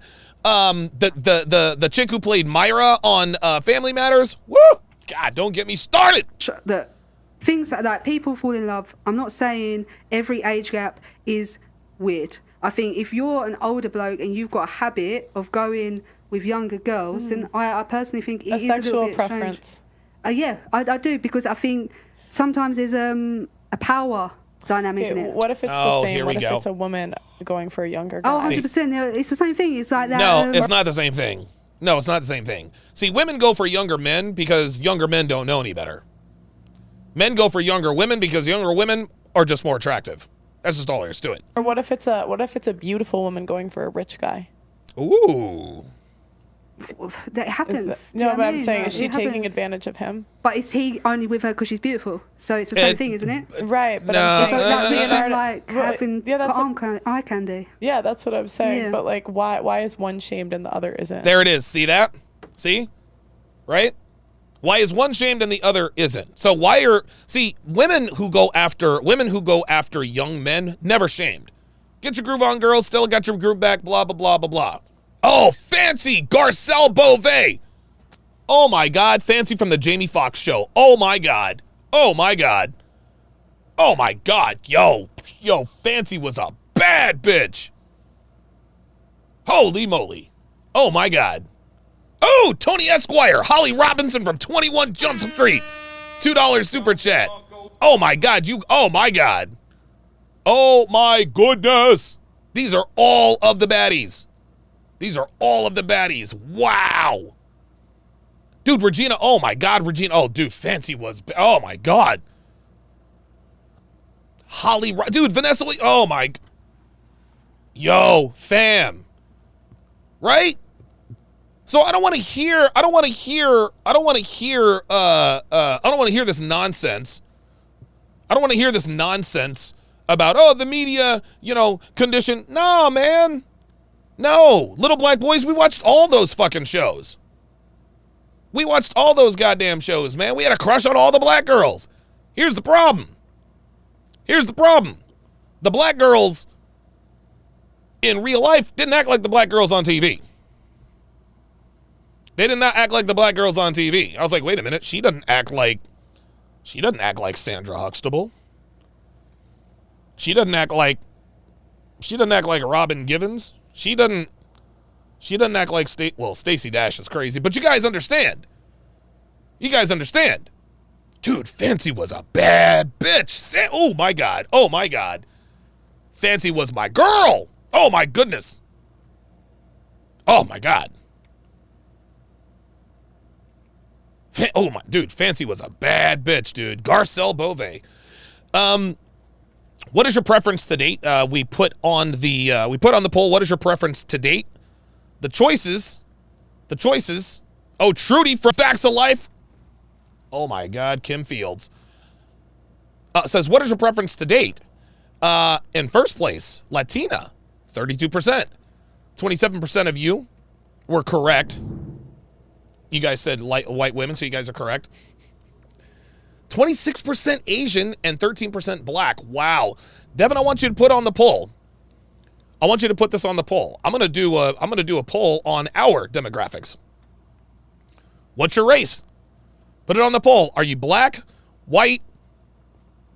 Are you black, white, Latino, Asian, or Indian? Black, white, Latino, Asian, Indian. Black, white, Latina, Asian, Latino, Asian, Indian. Black, white, Latino, Asian, Indian. Put it on the poll. I want to know what our demographic is. King Kung Fu Wagyu 2 says hashtag defund simping. Yep. Absolutely. Yeah, Sade still does look good at like, yeah, she still looks good at 60s. I mean, like, I wouldn't smash Sade, but you know, let's continue. I think I just said they were both the same, innit? No, I said if. I can't talk for other people. I just talk for myself. I'm saying if a beautiful woman is with a rich man, but you said that one's okay. No, but I'd imagine he's probably with her because she's beautiful. That's the way it is, isn't it? Right, but you shame the woman. You shame the man, but not the woman. Like, we don't, like, dude, we're not shaming women. We don't shame women who are with guys, who are with rich guys. We only shame the man, right? We say, okay, she's clearly with him because he's rich. Nobody blames him. Nobody does any of that, but boom. Now we're going to blame the old guy for being with a young girl. Fuck out of here. That men like. Well, I think we both want attractive partners. Yeah, of course. Everyone wants someone they're attracted to. Jesus, that is what it is. That's just. I know people say. But it's just interesting because you said that you don't shame anyone for having standards, but you. Devin says, "Is that Billie Eilish's mom?" Yeah, right. Kind of did with. Oh, with the age thing, but that's a different sort of. Yeah, but you said it was suspect. She said it was suspect. That's shaming. Don't shame anyone for having standards, but you kind of did with. Oh, with the age thing, but that's a different sort of. That's a different sort of. You make sure they're over 21, 21 to 25. I think that's. What? So if a 50-year-old started dating a 21-year-old, do you think that's all right? Yeah. Look, yeah. Whatever. Damn right. If a 60-year-old wanted to date a 21-year-old. Yep. If a 70-year-old wanted to date a 21-year-old. Yep. If an 80-year-old wanted to date a 21-year-old. Yep. Like, come on now. Let's look.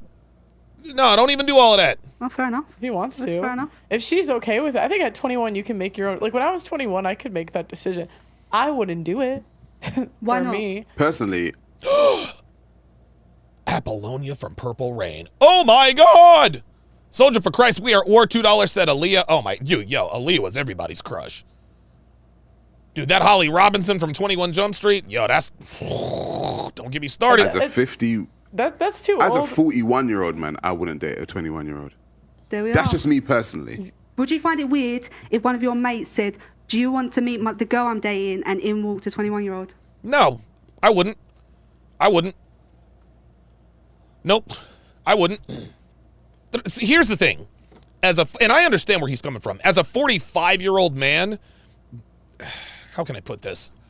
The only way I would date a 21-year-old now as a 45-year-old man is if I was set for life financially.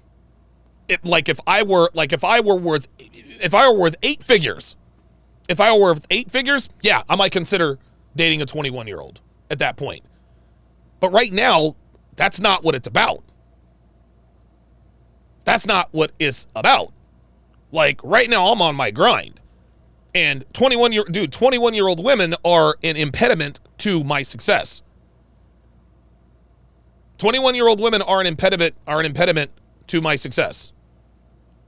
That's how that works. So I understand where he's coming from. But Leonardo DiCaprio, 21-year-olds are not an impediment to his success. His legacy is already set. He is set for life financially. That's why he dates younger women, because he's got the time to. Oh yeah. Lisa Ray for sure. Oh my God. Find it weird. Would you be a little not at all? No. I wouldn't find it weird. Why wouldn't you do it? Because I know everyone's different, but once people are of age, I'm like, you can do what the hell you want. That's right. But I'm just saying for me as an individual. Yeah. I couldn't, like, I'm just like, what do I have in common with a 21-year-old? Like, I can't see it. Yeah, exactly. But some 50-year-olds just don't care. No. Right, exactly, That's right. exactly. Like, you know, and some 21-year-olds just don't care. I don't need anything in common. She's hot. Exactly. There it is. You know, I was just banned. All right, so, wait, what? On TikTok. And we are... Oh, yeah, Pearl told me. She told me about being banned on TikTok. All right, now for the main event. Are you ready? So this chick sits here and says that she is a 10. Oh, boy. Oh, boy, oh, boy, oh, boy. Luis SBC Lozano, $20 super chat. Appreciate that very much. Wow, says, hey, Don, I've been watching your content since 4 years ago. Keep up the great work. God bless. Thank you for that. I'll give you another Don DeMarco. Appreciate that very much. So, this next video is actually quite something. It's actually quite something. No, I don't think so. Did I? If we did, I don't remember. Well, if I don't know, I don't remember. If I did, I'm sorry, but I don't remember covering this one. Maybe it was somebody else. At any rate, Laura Winslow from Family Matters, I didn't like her. I was not attracted to Laura Winslow. You want to know why? Because Laura Winslow was not feminine. Laura Winslow is not, oh God, my back is itching. Ah, there we go. Oh, God. Oh, that feels good. Okay, there we go. Ooh, Jesus. I was never attracted to Laura Winslow because she just was not feminine. She wasn't feminine. She was very mannish and, oh, I don't like Steve and blah, blah, blah, blah, blah. I didn't like her. I didn't like Tachina Arnold from Martin. No, Tachina Arnold was Pam. Tisha Campbell is Gina from Martin. Tachina Arnold was Pam. I didn't like Pam because she was way too masculine. Way too masculine. But I liked Myra because she was feminine. What was her name? Myra Elise Boutros Monk or something like that? Black Lemur 2009 says Laura's now 300 pounds. Uh-oh. We got to take a detour. Oh, yes, we do.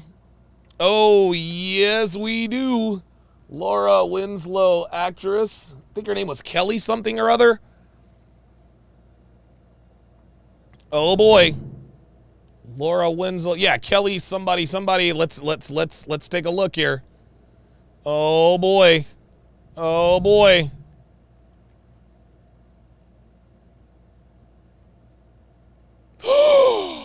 Oh my God. Oh my God. Oh. Ooh! Oh, she did not. Oh, she did not age well at all. She did not age well at. Oh my God. Oh my God. Oh boy. Oh, this is. Oh! Oh, sweet mother of God. Oh my God. Looks like Darius McCrary. He still looks good. Wasn't he married to Superhead? I think Darius McCrary was married to Superhead. Wow. Dude, she blew up. Oy, ay, ay, ay, ay. See, this is why I didn't like Laura Winslow. You see that right there? That's not, no. That look right there, that look is the epitome of the American black woman. And the thing is nobody had to tell me that this was what it was. Nobody had to tell me that. You know what I mean? Like it's like you see that? Sorry. Yeah, I was never into Laura Winslow. Never into Laura Winslow. Ay, ay, ay, ay, ay. All right, let's continue. What the hell happened? I'm at 10, says the modern woman. And away we go. Do you think most girls are objective, or do you think they think they're hotter than they are? Or do they underrate them? Briz Clown with the $100 super chat. Thank you very, very much for that. Soldier, I'll go back in this just a second. Says, thank you, Donovan, for all that you do. You, Coach, and Fresh and Fit have saved my life. Watching you guys for the past 2 years has shown me how to navigate life properly. Thank you very, very much for that, man. Appreciate that very much. I'm just glad to be waking guys up. Soldier for Christ, we are at war, said Eve. I was never into Eve because Eve was very masculine. Eve was very, very masculine. Themselves go around. Personally, I think it depends on the person because growing up, I'm obviously not skinny. Hi everyone, I'm not skinny. So hi everyone, I'm not skinny. Yeah, no shit. No shit. Growing up, I was never the beauty standard for anyone. So like David Ayo Daily, I apologize. I apologize for Devin stepping out of line there. Devin, sweetheart, we don't time guys out for fat jokes. That's just not what we do. David, you have my sincerest apology. You have my sincerest apology. Devin, dial it back. Just a little bit. She said, hi, I'm not skinny. Yeah, no shit. No shit, Sherlock. We didn't need you to tell us you weren't skinny.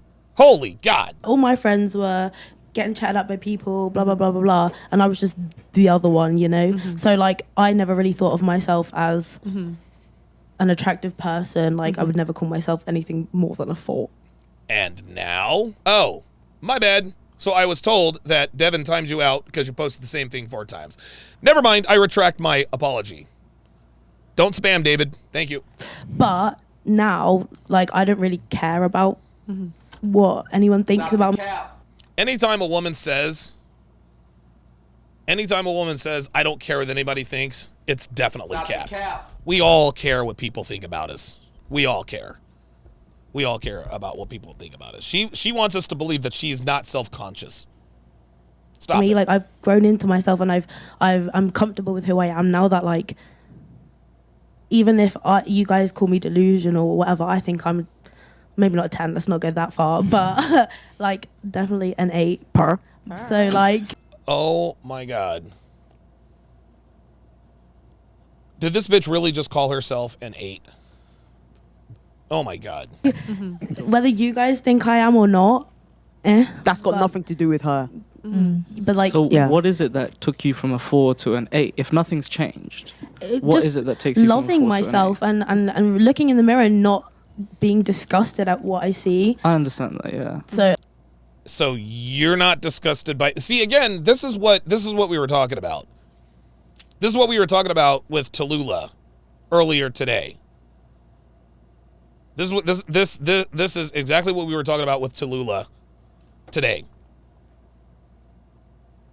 But that doesn't. Vaughn says, "Ma'am, you're a 4 at best, dude." No, you're not necessarily being objective about how other people view you, right? Because isn't that what a rating really is? Like, that's what right. you think the vast majority of people. Like if I rated myself 1 to 10, I give myself a 5. I think I'm normal looking, Mm-hmm. and I just think it's based on my results. I think if I was an 8, 9, or 10, I would have had modeling contracts. There it is. People in the top 20% of beauty, they get modeling contracts. But what is beauty? So oh, here we go. But what is beauty? You know what? Beauty is like porn, sweetheart. I can't describe it, but I know it when I see it. Shout out to Justice Porter Stewart. Like anytime you, dude, one thing that this is one of the many disingenuous ploys. One of the many disingenuous ploys that people who are in debates like to do. They like to ask the question, well, what exactly is beauty? What is beauty? They want to, everything to them is totally subjective, and beauty is subjective. Beauty is very subjective. But here's an objective fact. Most men don't like fat chicks. That's a fact. What is beauty? I mean, there's a lot of things. Like if you I mean, you can go online and have people rate your pictures, and they rank you 1 to 10. That's wild. And so you can get a lot of data that says how attractive you are in society. And men will rate you, women will rate you, like every day. How we look is like how we represent ourselves. It's not fun, but it's just like being honest. So, and it's also like you can get dating apps to like, you know, everyone's Tinder, Bumble, like they have a ranking for you behind the scenes. Yeah. Oh, look how scared they are. Where? Yeah, Street Fighter 88 says it depends. It's objective. Dude, real talk, dude. Oh, I trust. So, I don't understand when girls say like, I'm an 8 because, or sometimes I hear girls say 10. Pearl is as far as Pearl is concerned, Road Rage for Life says if Pearl was in shape, she'd be a smoke show. Pearl is a fresh-faced girl next door type. She's a fresh-faced girl next door type. Like she's extremely pretty. She's very attractive, and she's feminine, and of course she wears pearls, right?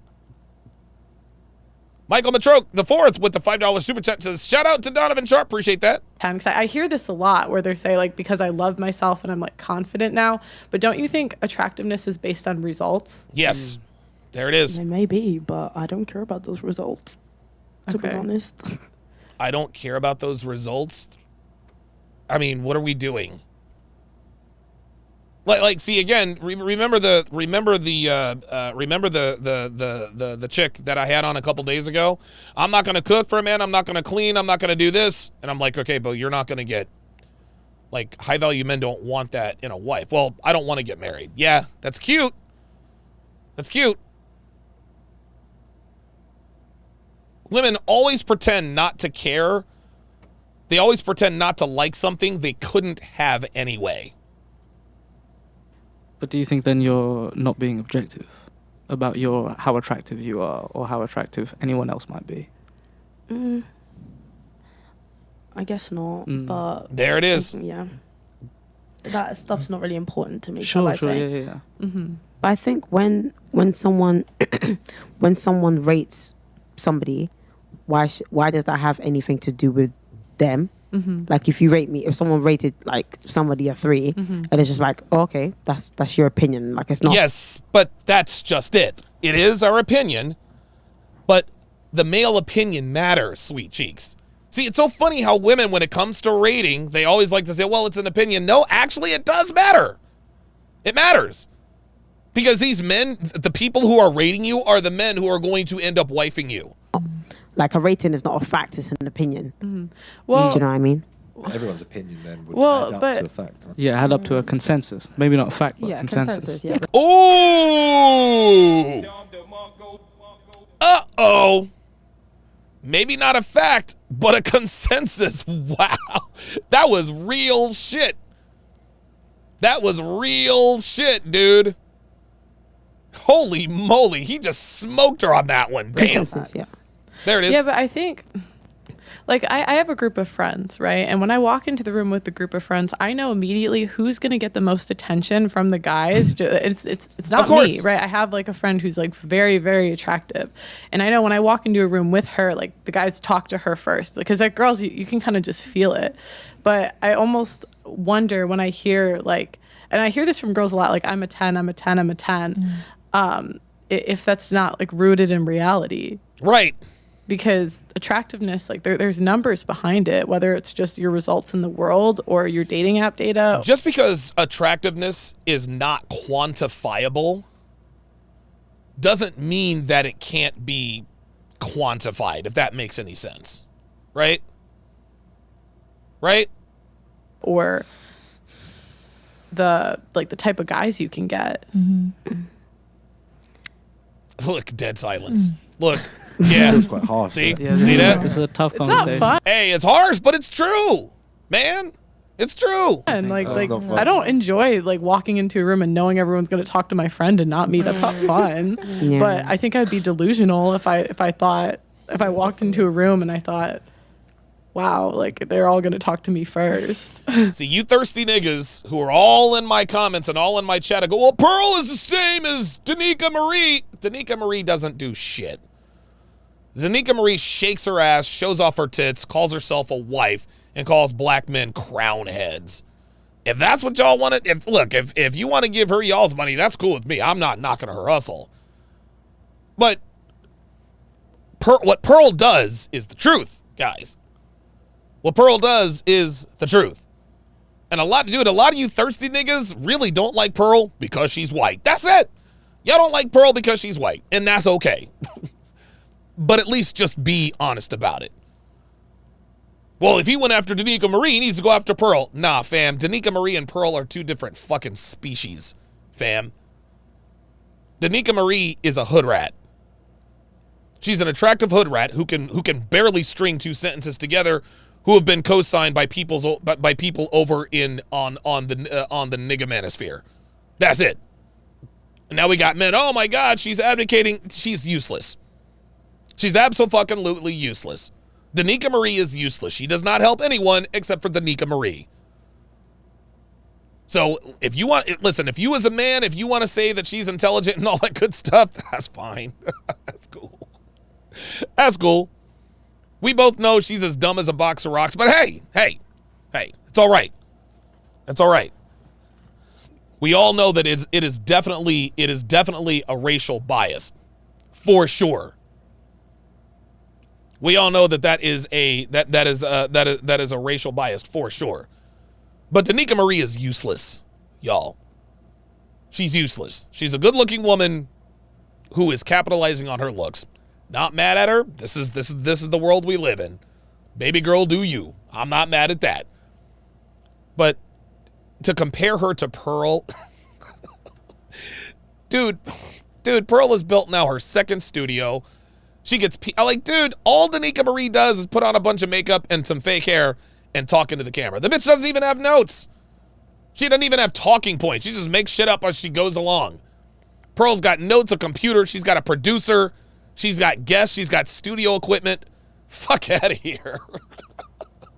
I think in addition to your point, men understand hierarchy. I was just going to say that. So we understand that I'm a 4 because there are guys that are 5 and get this attention. Guys that are 6, they get that attention.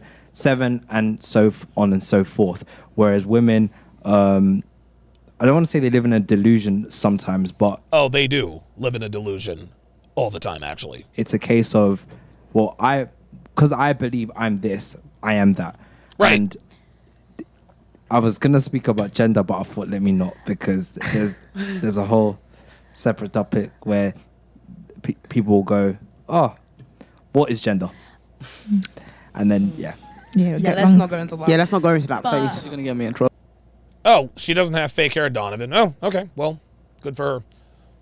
Good for her. The fact that she doesn't have fake hair does not make her any more useful. So, I mean, I appreciate it, but I don't give a shit. Doesn't matter. I don't care if Danica Marie had real hair or fake hair. Doesn't matter. She's still useless. But I do think that women also understand hierarchy. It's just like, no, you don't. In this day and age, because we've been exposed to... Women understand hierarchy, but they pretend not to. What men want, we kind of understand, like, oh, okay, that's not what men want, but I don't care because I'm never going to be that, you know, without money and clout, shall I say. What do you guys think men want?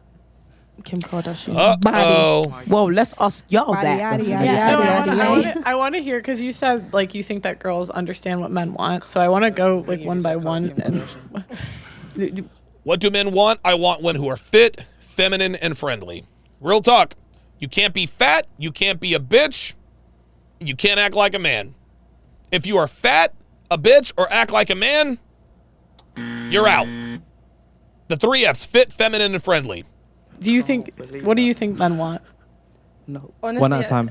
Street Fighter 88 says red hair is not natural on black women. Okay. I guess you're right, but I don't give a shit. Okay, so she might not have fake hair. I don't care. That doesn't make her any more useful.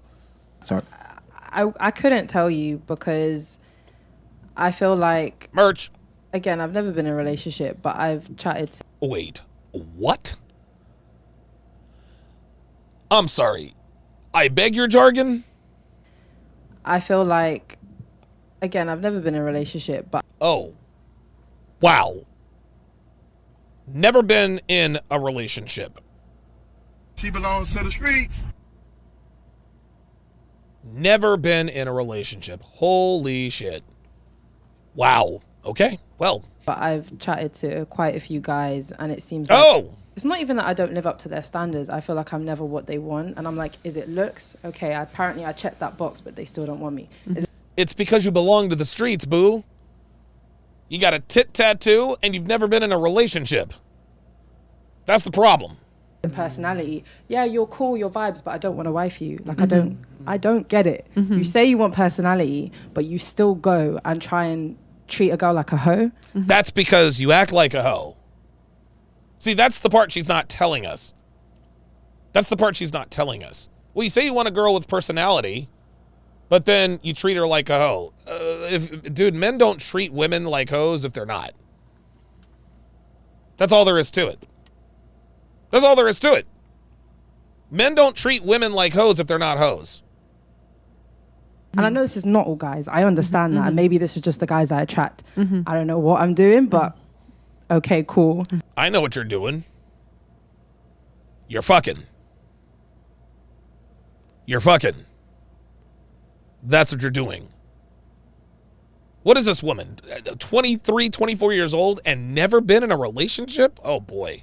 But I just feel like merch. Maybe society as a whole, not everyone, we do care a lot about looks. And I think that is a lot about like it's very superficial. I think it's not superficial. It's biology.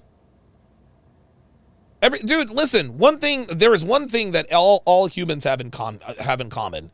We all want to have sex with attractive people. That's just what it is. That's just what it is. That's not superficial. That's biology. No one told us to be attracted to attractive people. That's just the way we are. You can call it superficial all you want. I say it's Mother Nature. A lot of guys are very superficial. Again, not all guys, but maybe a certain kind of guys, they just care more about looks. Yeah, men with money, status, and game.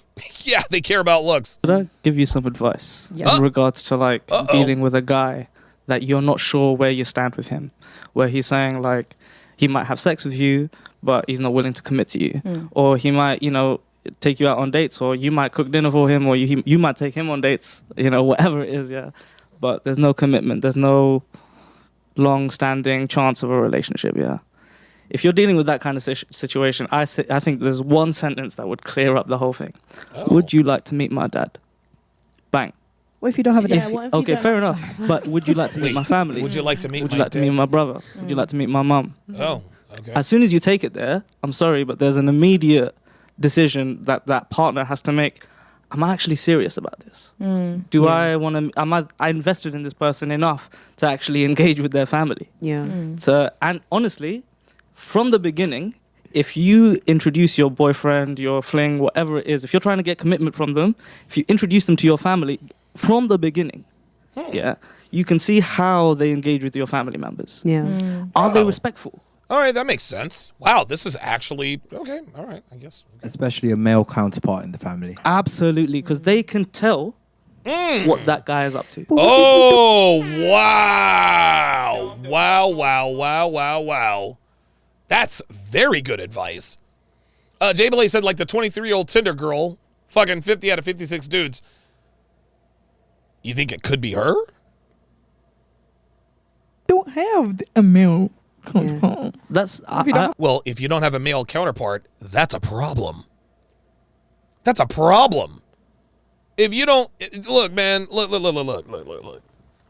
That's a problem. That might not be your fault, but that's a problem. No men in your family that you can turn to? Oh boy. Brother, what if you don't have a I understand that there are those circumstances, obviously. Yeah. I would still say introduce them to your family. No. Do you have a trusted 100%. Elder brother type figure or a father type figure that there you trust? There it is. If you don't, many moms out there have played the role of both father and mother. Right. Even your friend or have tried. Who's the guy? Sorry? Even your friend who is a guy. No, not the friend who's a guy. No, you can't trust your guy friends because your guy friends are always going to find something wrong because he's trying to smash. Yeah, Because that's your boy. friend who's a guy might be actually That's your secretly boy. fancying They're gonna- you. Do you know? Yep, there it is. That's true. That's true. That's true. 100. They were gonna tell you this. Yeah, he's mad because he wants you. Yeah. Exactly. So he may not be very objective about it. There it is. A But family your- member will be. That's right. What, Yeah, family members ain't trying to smash, so they're going to keep it real. what do you guys think that men want? Oh my God, he asked her what you think men want. Here we go. I kind of agree with Thais. Like, it's kind of weird. Some guys might just want looks or body. Some guys want to see like where the girl's going in the career or what she's actually interested in. Some guys. She has no idea what men want. This girl just said, "Here's what men want. They either want looks or they want a woman with a career." Let's keep listening. I don't know. Yeah, she had no look. They might have some similarities or something. No I don't idea. know. No idea. This woman has no idea what men want. She has not a fucking clue, guys. I don't actually know. What about you? From what I've gathered from guys that have been interested in me, as well as like. That's a big bitch. Like, yo, like the bitch is husky. Like, dude, the bitch is so big, it's like. She looks like a. She looks like a beanbag. Let me stop. Guy friends. Most of the time they don't want a plus size girl because either they're afraid or embarrassed or They're afraid. whatever. Oh, an old girl said, they're afraid. No, we're not afraid of plus size girls. We just don't want to fuck you. They're afraid? What are we doing? Ain't nobody afraid of plus size girls? What are you doing? Or if they do, they only want to be low key about it. They don't want to show you off. They don't want people to know that they're like talking to you or trying to do a thing with you. But most of the guy friends that I've had usually want like girls, definitely big bum. Yeah, High Art 69er says, you mean Donovan? Yeah, I shouldn't have said that. You're right, man. You're right. I shouldn't have went there, man. That's all right. My bad, man. John Henry with the $5 super chat said her stomach has a stomach. Oh no. The floodgates are officially opened. It's always a big bum. Always. Always a big bomb. And then- Wait. What? Hold up. Or trying to do a thing with you. But most of the guy friends that I've had usually want like girls, definitely big bum. It's always a big bum. Always. Who that dude? Like, what are we talking? Like, no, not every guy wants a woman with a huge ass.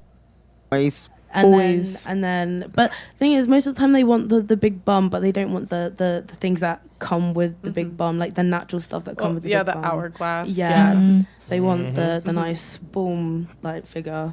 So I want to hear from the guys. What do you fit, feminine, friendly? You guys, what do y'all want? If you guys wanted to get married, what would you look for in a wife? Do you want to go first? Her head is rather large, isn't it? Devin says, not a big bum, a nice bum. There's the difference. There you go. There it is. Yes. Devin does not have a huge ass. She's got a hot ass. Like Devin's got a nice, she's got a beautiful ass that I'm going to plunder later tonight. There is definitely a difference, for sure. I'm going to get hate for this, but submissiveness. Oh, there it is. Uh-oh. He said, I'm going to get hate for this, but submissiveness. We want him fit. What do we want, class? We want him fit, feminine, and friendly. You better believe it. We want him fit, feminine, and friendly. Tell him, brother. Oh, okay. That's fine. Okay. For me, look, I'm a Muslim. I may not be religious, but I try to be. Submission isn't the word that I tend to use. You're like, if a woman is submissive to God, then she will do her duty as a wife. Yeah? That's cute and all, but that's not what really happens. Western women who are submissive to God use their submission to God as an excuse not to be submissive to you. Right. And I'm not trying to bag on this dude, but it's not God ain't got nothing to do with none of this, man. He got nothing to do with none of this. Just because a woman says she's submissive to God doesn't mean that she's actually submissive to God. And I understand that it sounds like a good idea, and no. I don't want my woman to be submissive to somebody she's never seen or heard. No, I want her submissive to me. I want her submissive to me, not God. God ain't paying your bills. Okay? God ain't buying you a closet full of clothes. God ain't flying you first class wherever we go. Nope, sorry. Sorry. That's not God's responsibility. That's my responsibility. Because guess what? If my girl gets out of pocket, who are they going to look at? They're not looking at God. They're not looking at God. That's for goddamn sure. Nice class says, Donovan, do you do phone consultations? Yeah, actually I do. If you go to, tsracademy.com, you can book a consultation. What I require from a wife is fun. If there's one word, it's cooperativeness. Ooh, there it is. What does that mean? There it is. That you have a wife, a partner that is going to ride or die with you towards the same goal, towards the same... Oh, shit. He said ride or die. All right. Yeah? All right. That is the fundamental quality that I require from a woman. Beauty will fade. That's right. Facts. Beauty will fade. Not all the time. Not all the time. Look. This bitch, did this bitch say not all the time? Hold up. Oh, this is real cute. That is the fundamental quality Listen to that this. I require from a woman. Uh-huh. Beauty will fade. Facts. Beauty will fade. Not all the time. Oh, not all the time. She said it like low up under her breath. Not all the time. Look. Oh, this is cute. So let's just go ahead. Let's just go ahead and go back to the Googles here. Let's go ahead and go back to the Googles. Pamela Anderson before and after. Come on now. Come on with it. Come on with it. Look.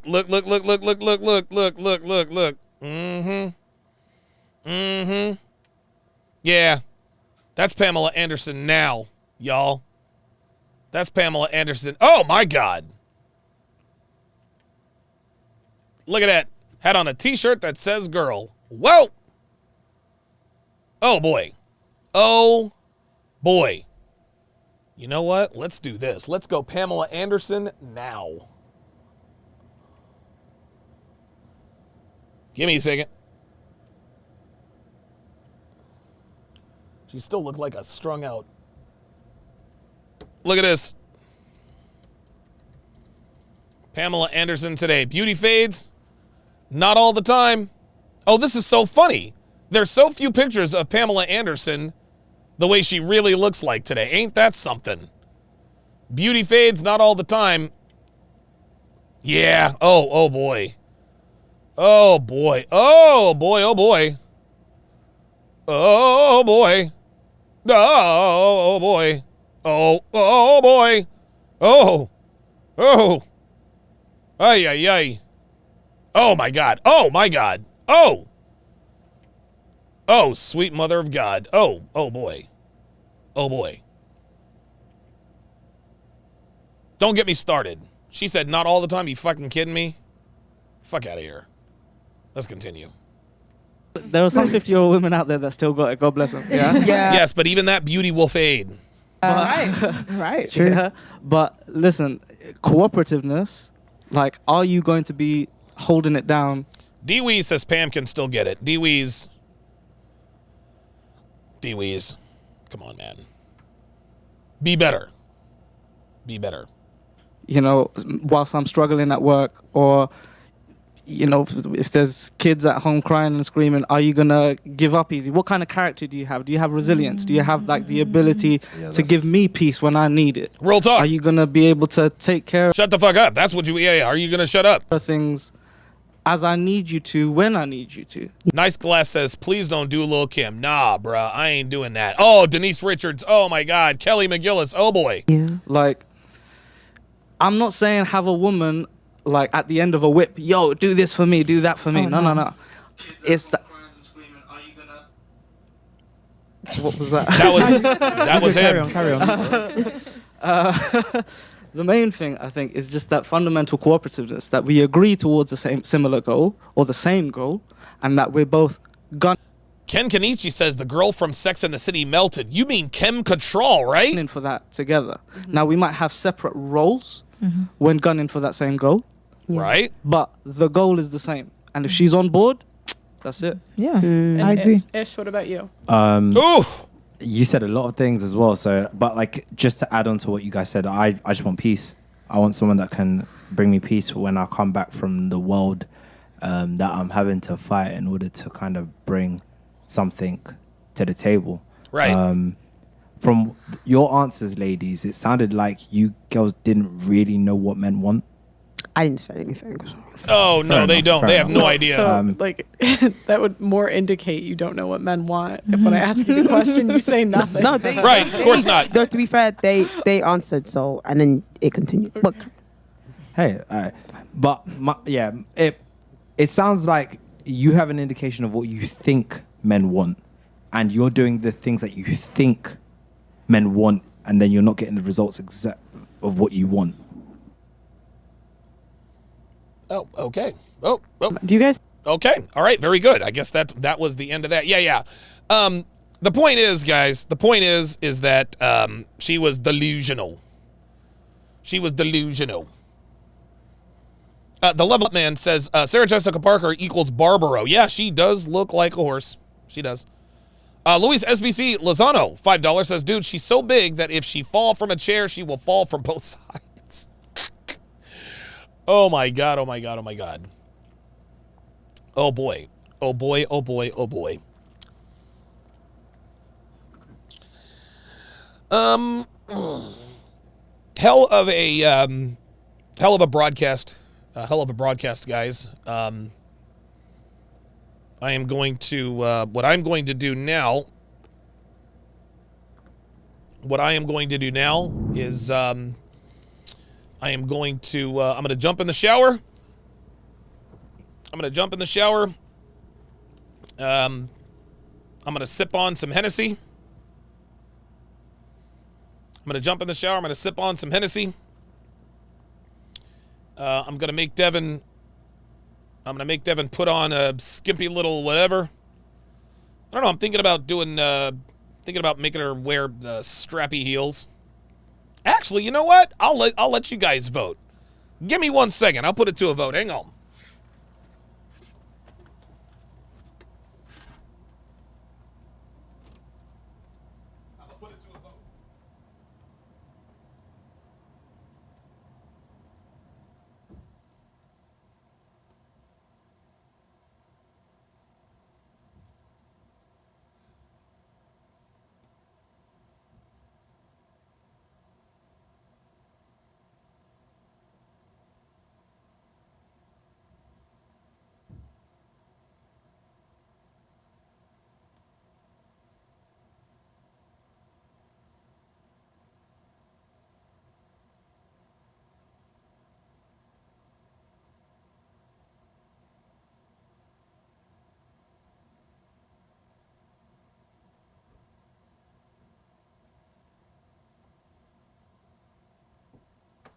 All right, here we go. We're going to put this to a vote. So here's what we're going to do.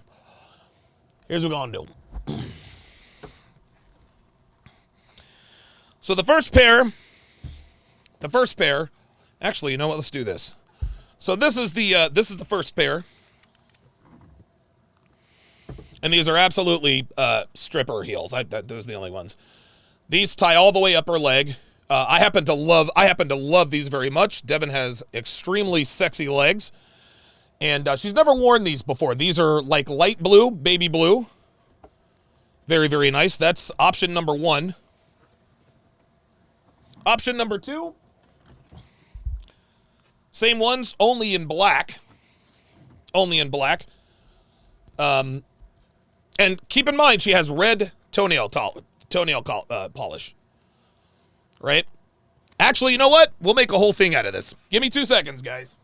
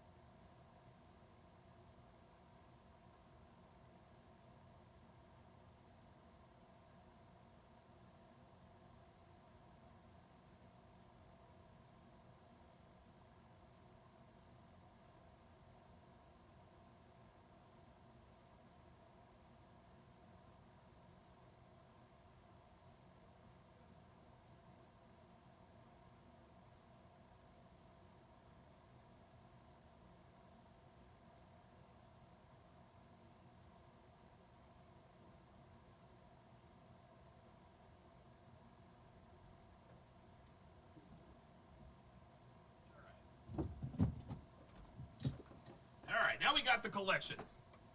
Now we got the collection here. Just so you guys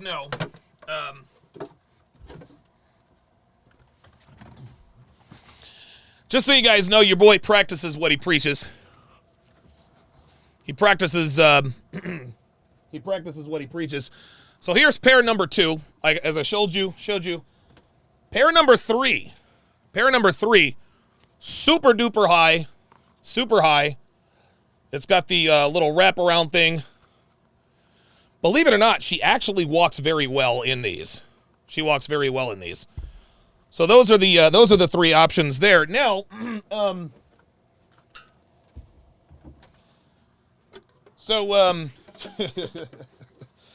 dude, I've got so many slutty. Yes. So I'm gonna put it to the vote in terms of the panties. I'm gonna pick 3 pairs of panties. I'm gonna pick 3 pairs of panties, and you guys can vote on those. Here we go. So the 3 pairs of panties we're gonna vote on. Pair number 1. Oh, by the way, these are thongs. These are all thongs. So this is thong number 1, and they're all Y-back thongs. These are all Y-back thongs. So this is pair number 1. They're pink, and I like these a lot because they kind of dip down in the front. Every once in a while, you can see a little bit of the pubes, which is really cool. So that's pair number 1. Pair number 2 is the same pair, only purple. All right? I'm leaning toward the pink. Now, pair number 3, these are really sexy. It's got the thick straps, the Y-back once again. Love it. Yep, there it is. All right. And for the rest of the outfit, and guys, I've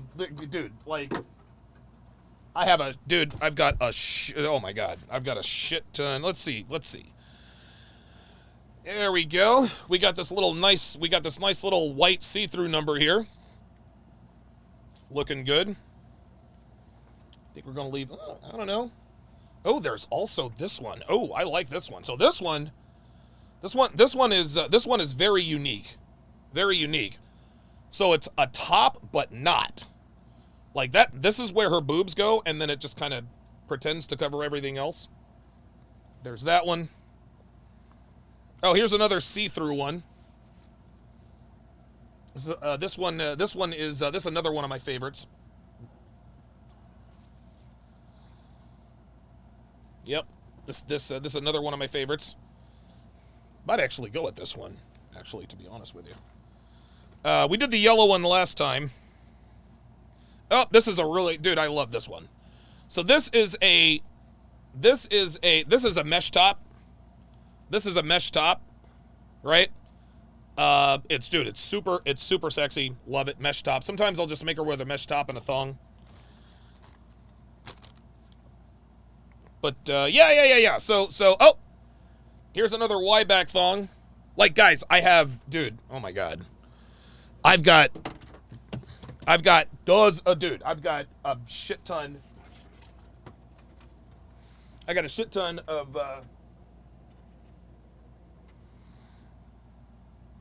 Oh, I've been looking for this. Oh, how about that? I didn't know. I thought we lost these. I'll be damned. Look at that.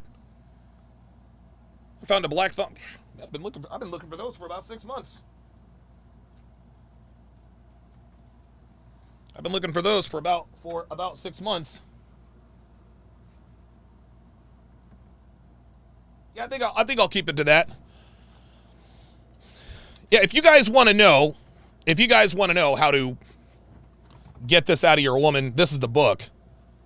This is the book you guys need to get, How to Train Your Woman. Okay? Yes, that is absolutely Devin. That is absolutely Devin's ass. You better believe it. You better believe it. Actually, hang on.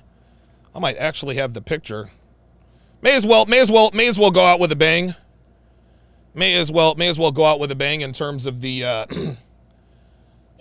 weekend. I like that. Can't go wrong with all white. I think pink. Okay, I like the pink top and bottom. Okay, all right. Okay, I've got the 3-3-3-3-1-5-3. I like the 3-2-1 combination. I like the 3-2-1 combination. I do. Oh, you guys are making this very, very, very, very, very, very, very, very difficult for me. You guys are making it very, very difficult for your boy. So here's the picture without all of the stuff, just so you guys can get a clear view. This is Dev in the kitchen.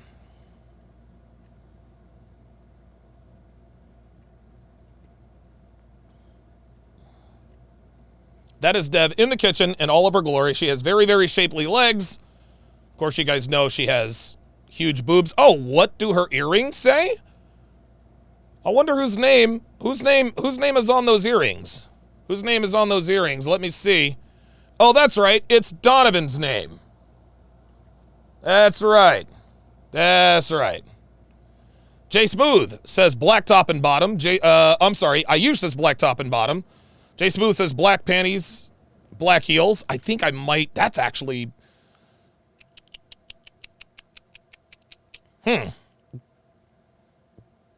Jerome Grant says Devin is hotter than I thought she was. Well, yes, she is. There was one ill-advised picture that a certain content creator took and plastered it all over the internet. Everyone was calling Dev, oh, she's Miss Piggy and this and that and the third. No, y'all, this is what Devin looks like. That's what she looks like, y'all. Okay? That's what she looks like. Real talk. Real talk. You guys want to see that individual picture? I like the 3-2-2 combination. I like the 3-2-2 combination. Let's do this here. Let's do a little flex. Let's do a little flex in here. I'm gonna have to be careful. I don't want to get in any trouble. But yep, here's another picture of Dev in all of her top-heavy glory. This was actually a picture from the skit. That was actually a picture from a skit we did a while back. That was from a picture of a skit we did a while back. Yeah, this is me flexing on all the haters. Yeah, this Anthony. Yeah, this is all for Anthony. You know, Devin Devin is fat. Devin is this, and I wouldn't fuck. Yeah. Anthony wants to fuck my girl, guys. He wants to fuck my girl. This is actually during another skit. Look. Look. Her tits are absolutely humongous. Look. Like, her tits are absolutely humongous. Nice flat stomach. Nice shapely backside. Yes, I'm just flexing. Let's see. Let's see here. Let's look. Let's find another one. Oh, this was my birthday. This was my birthday. This is when Devin wore. This is what she wore for my birthday. Beautiful, beautiful, beautiful, beautiful shapely legs. Beautiful, beautiful, beautiful shapely legs. Yep. Yeah. I know.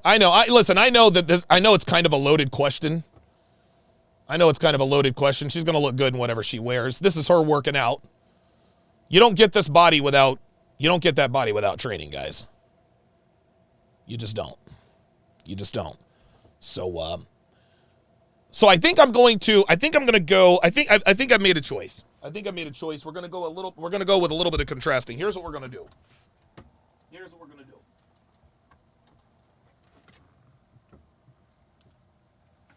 I know what we're gonna do. I know exactly what we're gonna do. I'm gonna show you guys the combination we're gonna go with tonight. And I think I've made the right choice here.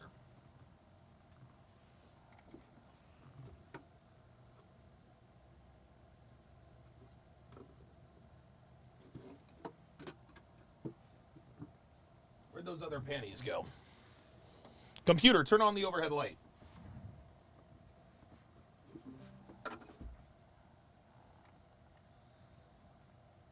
Yeah, here we go.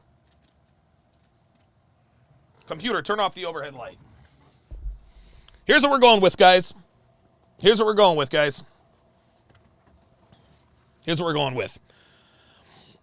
the bottom to the top, we're going to go with these. We're going to go with these heels right here. We're going to go with these heels. We're going to go with this top. Right? And we're going to go with the pink panties. We're going to go black, pink, black. That is the decision. That is the decision. This is going to be Devin, if you're watching, this is going to be the greatest 2 minutes and 27 seconds of your life. 2 minutes and 27 seconds of your life. Ken Kenichi says track runner body. Yeah, Devin ran. I think Devin ran track when she was in middle school. Yep, I think she was. I think she ran track. She was also a gymnast. She's also in gymnastics. Yeah, Devin is blessed genetically. She is absolutely blessed genetically. Oh, here's another good picture. Here's another good one. This is her working out. You guys can see she's got nice, large, perky tits, nice flat stomach, nice shapely ass. That's all we ask for. And she hates working out, y'all, but guess what? If she doesn't do this, she's fucking out. That's it. And if you really want to see like a good, this is just how big her tits really are. Like, there it is.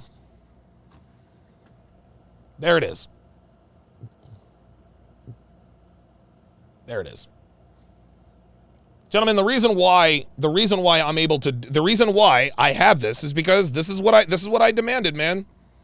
When you have your shit together, you can literally dictate terms like this. You can do it.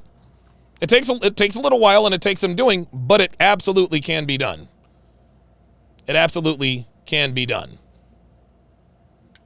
Grim Reefer says, I like black on white girls. Yeah, so do I. Black and pink. Open Up says, whatever she wears, you winning, brother. You're goddamn right. Fireman says, F the haters. Yes, sir. Fashion is art says, damn, Don, living the dream. That's right. That is absolutely right. Fireman says, computer, are you in the spaceship? Yeah, actually. Alexa, turn off ring light 1. Ah, fooled ya. Computer, turn off ring light 1. Ah, computer, turn on the overhead light.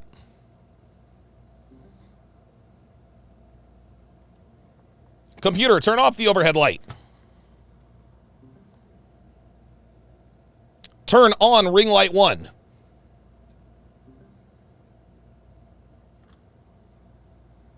Yeah, everything in here is voice controlled. Everything in here is voice controlled. Yes. Absolutely. Yes. Open Up says, moral of the story, get your shit together. Yes, sir. And look, I know that this was kind of tongue in cheek, and we make and you know we're kind of having some fun here, but guys, this is what you're, and it's not all about the woman and all that good stuff. It's just not. It's you know, it is what it is. But this is the life you can have when you get your shit together.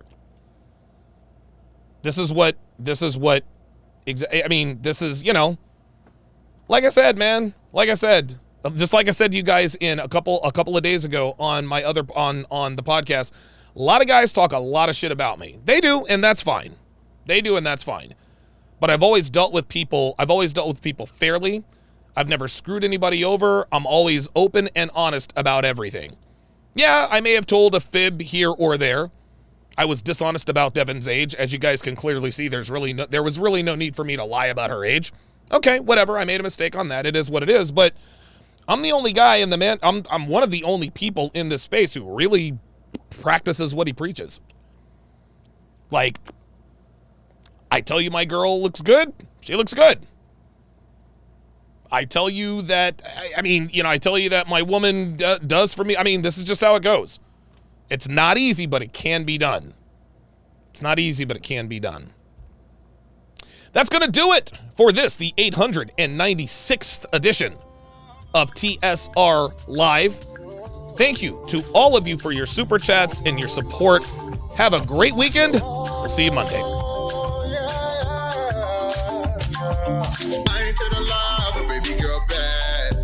She got that melanin skin. She got that melanin skin. She got that melanin skin. I ain't finna lie, but baby girl fine. She got some melanin in her. Yeah, she got that melanin in her.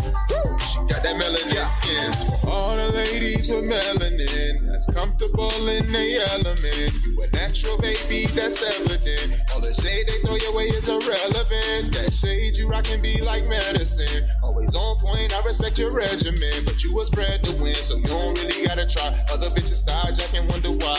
Cause they wanna be like you. They be buying booty that you grew natural. Or they be trying to tan so they look like you. Trying to keep a man so they cook like you. Light skinned, dark skinned, it don't even matter cause they both fine skinned.